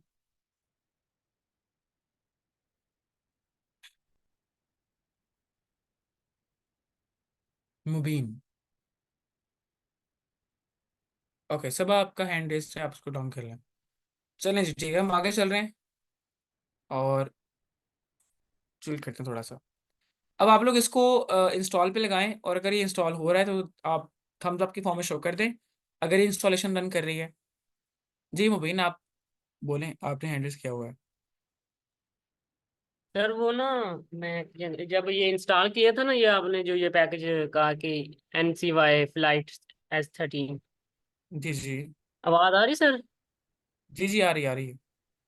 सर वो पहले से वो कह रहे हैं कि ये इंस्टॉल है, वो कैंसिल यस वो वगैरह, फिर मैंने तो कैंसिल कर कैंसिल दिया कर दें। था। हाँ जी ठीक है डन सीन है।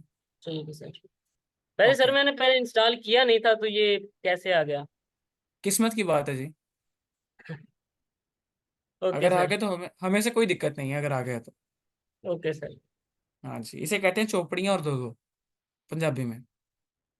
मासवील आपका माइक एंड म्यूट है, अगर आप इसको म्यूट कर लेंगे तो हम किसी भी इंटरप्शन से बच सकते हैं। ओके चले जी। ये पैकेज अगर आप लोग इंस्टॉल पे लगा रहे हैं तो इसको आप इंस्टॉल होने दें। अभी इंस्टॉल हो जाएगा तो अब देना आप इसको लाइब्रेरी कर लें, जैसे मैंने लाइब्रेरी कर लिया है। और अगली कमांड में मैं ये एक दफ़ा यहाँ पे उठा के इसको थोड़ा व्यू करवाता हूँ आपको कि मुझे इसमें से कौन सा डेटा चाहिए। कंट्रोल C और यहाँ पे इसको पेस्ट कर देते हैं। ले जी। मैं इस डेटा सेट के अंदर से, क्योंकि यहाँ पे ना NYC फ्लाइट 13 जो है इसमें सिर्फ फ्लाइट्स का ही नहीं और भी एयरपोर्ट्स का डाटा है। ठीक है, 2-3 डाटा सेट के अंदर, 4 है मेरे ख्याल से। तो मुझे फ्लाइट्स वाला डाटा चाहिए। मैं यहाँ से तो कट करके आपको दिखा सकता हूँ बाकी इसमें है क्या क्या। तो मैंने लिखा है यहाँ पे NYC फ्लाइट 13 कॉलन कॉलन। तो यहाँ पे आ गया कि भाई इसमें एयरलाइंस का डाटा है, इसमें एयरपोर्ट्स का डाटा है, इसमें फ्लाइट्स का डाटा है, इसमें प्लेन्स हैं, इसमें वेदर है। तो हम यहाँ पे फ्लाइट्स वाले डाटा को यूज़ करने वाले हैं अभी के लिए। और काफ़ी ह्यूज डाटा सेट है, इतना भी नहीं है क्योंकि हम जनरली प्रोग्रामिंग लैंग्वेजेस में तो बहुत बड़े डेटा सेट दिखाते होते हैं। तो अभी ये बचा डेटा सेट है, छोटा है, पप्पू है अभी। अगर मैं इसे रन करता हूँ तो सर मेरे पास ये इंपोर्ट हो जाएगा मेरे एनवायरनमेंट में। क्या होगा कि नहीं होगा? लेकिन नहीं सर, अभी अभी सिर्फ व्यू होगा, स्टोर नहीं होगा। मेरे पास पैकेज इंस्टॉल हो चुका है, ठीक है, उसी का हिस्सा है फ्लाइट्स का ये डेटा। अगर मैं इसे रन करता हूँ तो मुझे शो तो हो जाएगा, लेकिन हम इसे कैसे वेरिएबल की फॉर्म में स्टोर करेंगे ये आप लोग मुझे बताने वाले हैं। Logic control enter. तो ये टाइम ले रहा है शो, लेकिन शो हो गया जल्दी ही।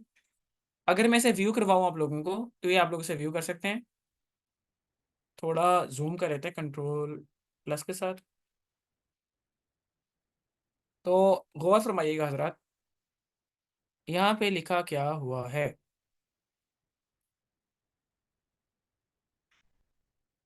तो सर यहाँ पे लिखा ये हुआ है कि सर ये एक टेबल फॉर्मेट में डेटा आपको मिल गया है, ठीक है।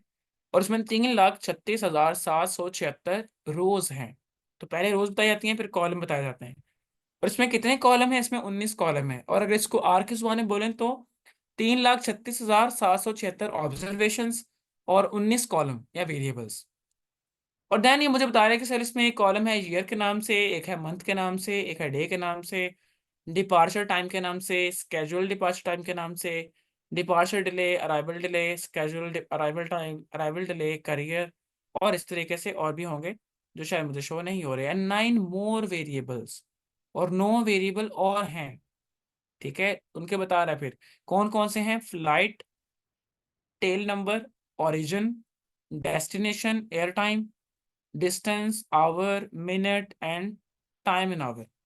तो ये इसमें मुझे एक आइडिया दे दे कि भाई इस तरह का हसीब साहब आपका डेटा है ये जो आपने इंपोर्ट किया है। लेकिन आप में से कोई मुझे बता दे कि क्या ये डेटा मेरे पास इंपोर्ट हो चुका है या सिर्फ टर्मिनल में शो हुआ है। इंपोर्ट होना किसे बोलते हैं?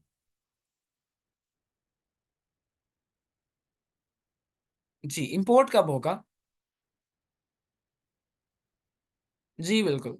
तो सर यहाँ पे क्या है कि आपने इसको इन the form of data frame जब स्टोर करना है तब जाके ये एनवायरनमेंट में आ जाएगा, तब ये मेरे पास इंपोर्ट हो चुका होगा। ये मेरे ख्याल से कहा है हमने सौराब भाई ने। जी सौराब खान, आपने बिल्कुल सही कहा है भाई। ओके, जस्ट टर्मिनल में है जी, not shown in environment yet, सही कह रहे हैं आप लोग। तो कोड लिखेंगे इंपोर्ट, ओके एनवायरनमेंट में आएगा। जी बिल्कुल सही कह रहे हैं। तो इसको इंपोर्ट कैसे करना है, आप यहाँ पे सिंपली ये लिख सकते हैं,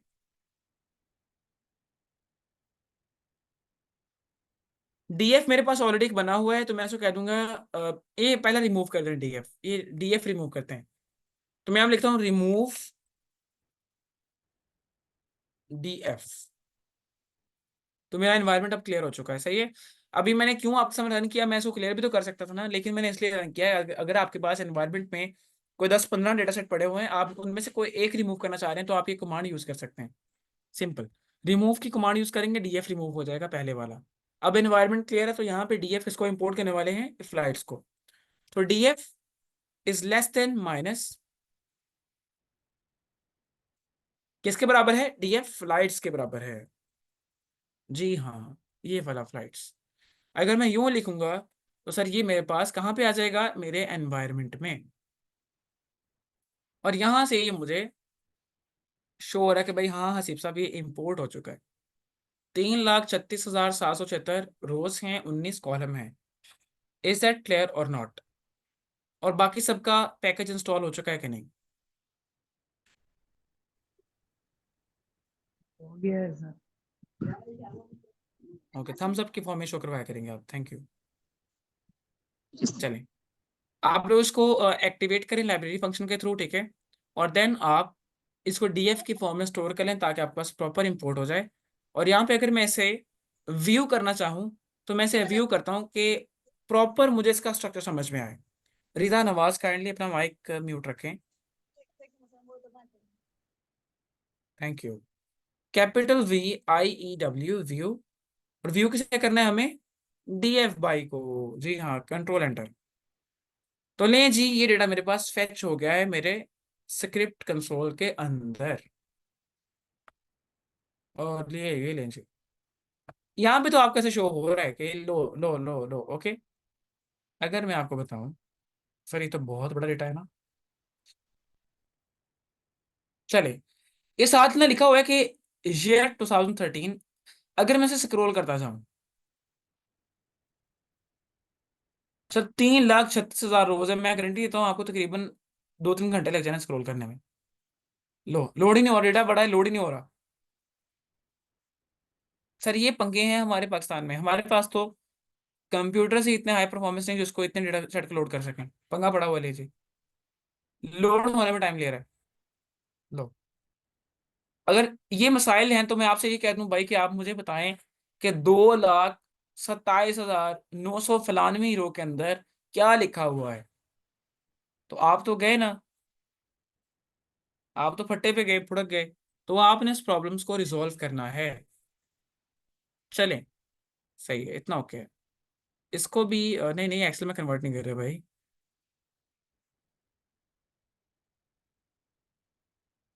व्यू की कमांड है जो कैपिटल वी से आती है, इसलिए व्यू कैपिटल वी से ही है। इसको भी एक्सेल में कन्वर्ट कर सकते हैं, जी जी कर सकते हैं, क्यों नहीं कर सकते, आप करें इसको। राइट एक्सेल कमांड लिखें, इसका नाम लिखें और देन जिस नाम से लिखना है वो नाम लिखें, दैट्स इट। करें करें, आप बिल्कुल करें। मेरे ख्याल से अस्का फहीम, जी अस्का आप इसको कर सकती हैं बिल्कुल। सिमिलर पैटर्न, ठीक है, आप इसको कन्वर्ट कर सकती हैं, लेकिन अभी मैं नहीं कर रहा। चलें जी, अभी मेरा टर्मिनल छुप गया है, मैं टर्मिनल को वापस ले आता हूँ। अब इसकी हमने एक ओवरव्यू लेते हैं समरी की फॉर्म में, तो ये है क्या?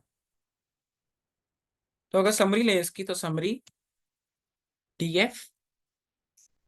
समरी लेने से ना आपको ये हो जाए करेगा कि भाई इसमें है क्या क्या और किस किस नेचर का है। लो जी, कंट्रोल एंटर किया, समरी आ गई है टर्मिनल के अंदर। समरी को व्यू करते हैं। अब ये पावर है, ये पावर है प्रोग्रामिंग लैंग्वेज की, कि इतने बड़े डाटा सेट को फौरन से समराइज करके आपको दिखा रही है। ये पावर्स और जगहों पे नहीं है। सही है। तो ये प्रोग्रामिंग लैंग्वेज के ही फायदे हैं।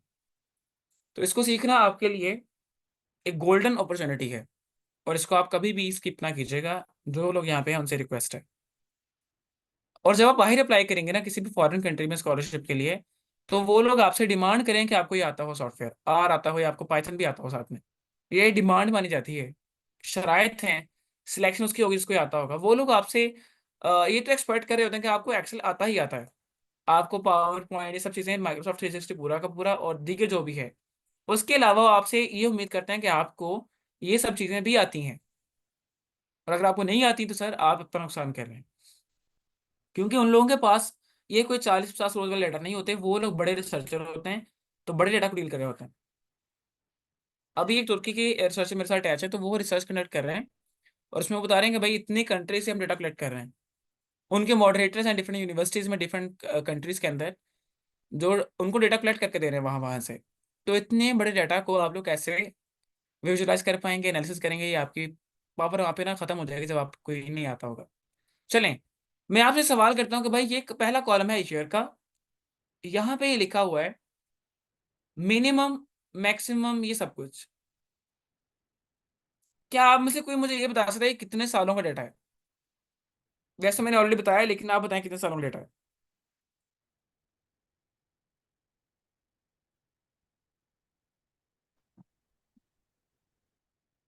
देखें, बिल्कुल सही कह रहे हैं। ये 6 किसने कहा है? ये सौराब भाई, आपने गलती से 6 कह दिया मेरे ख्याल से।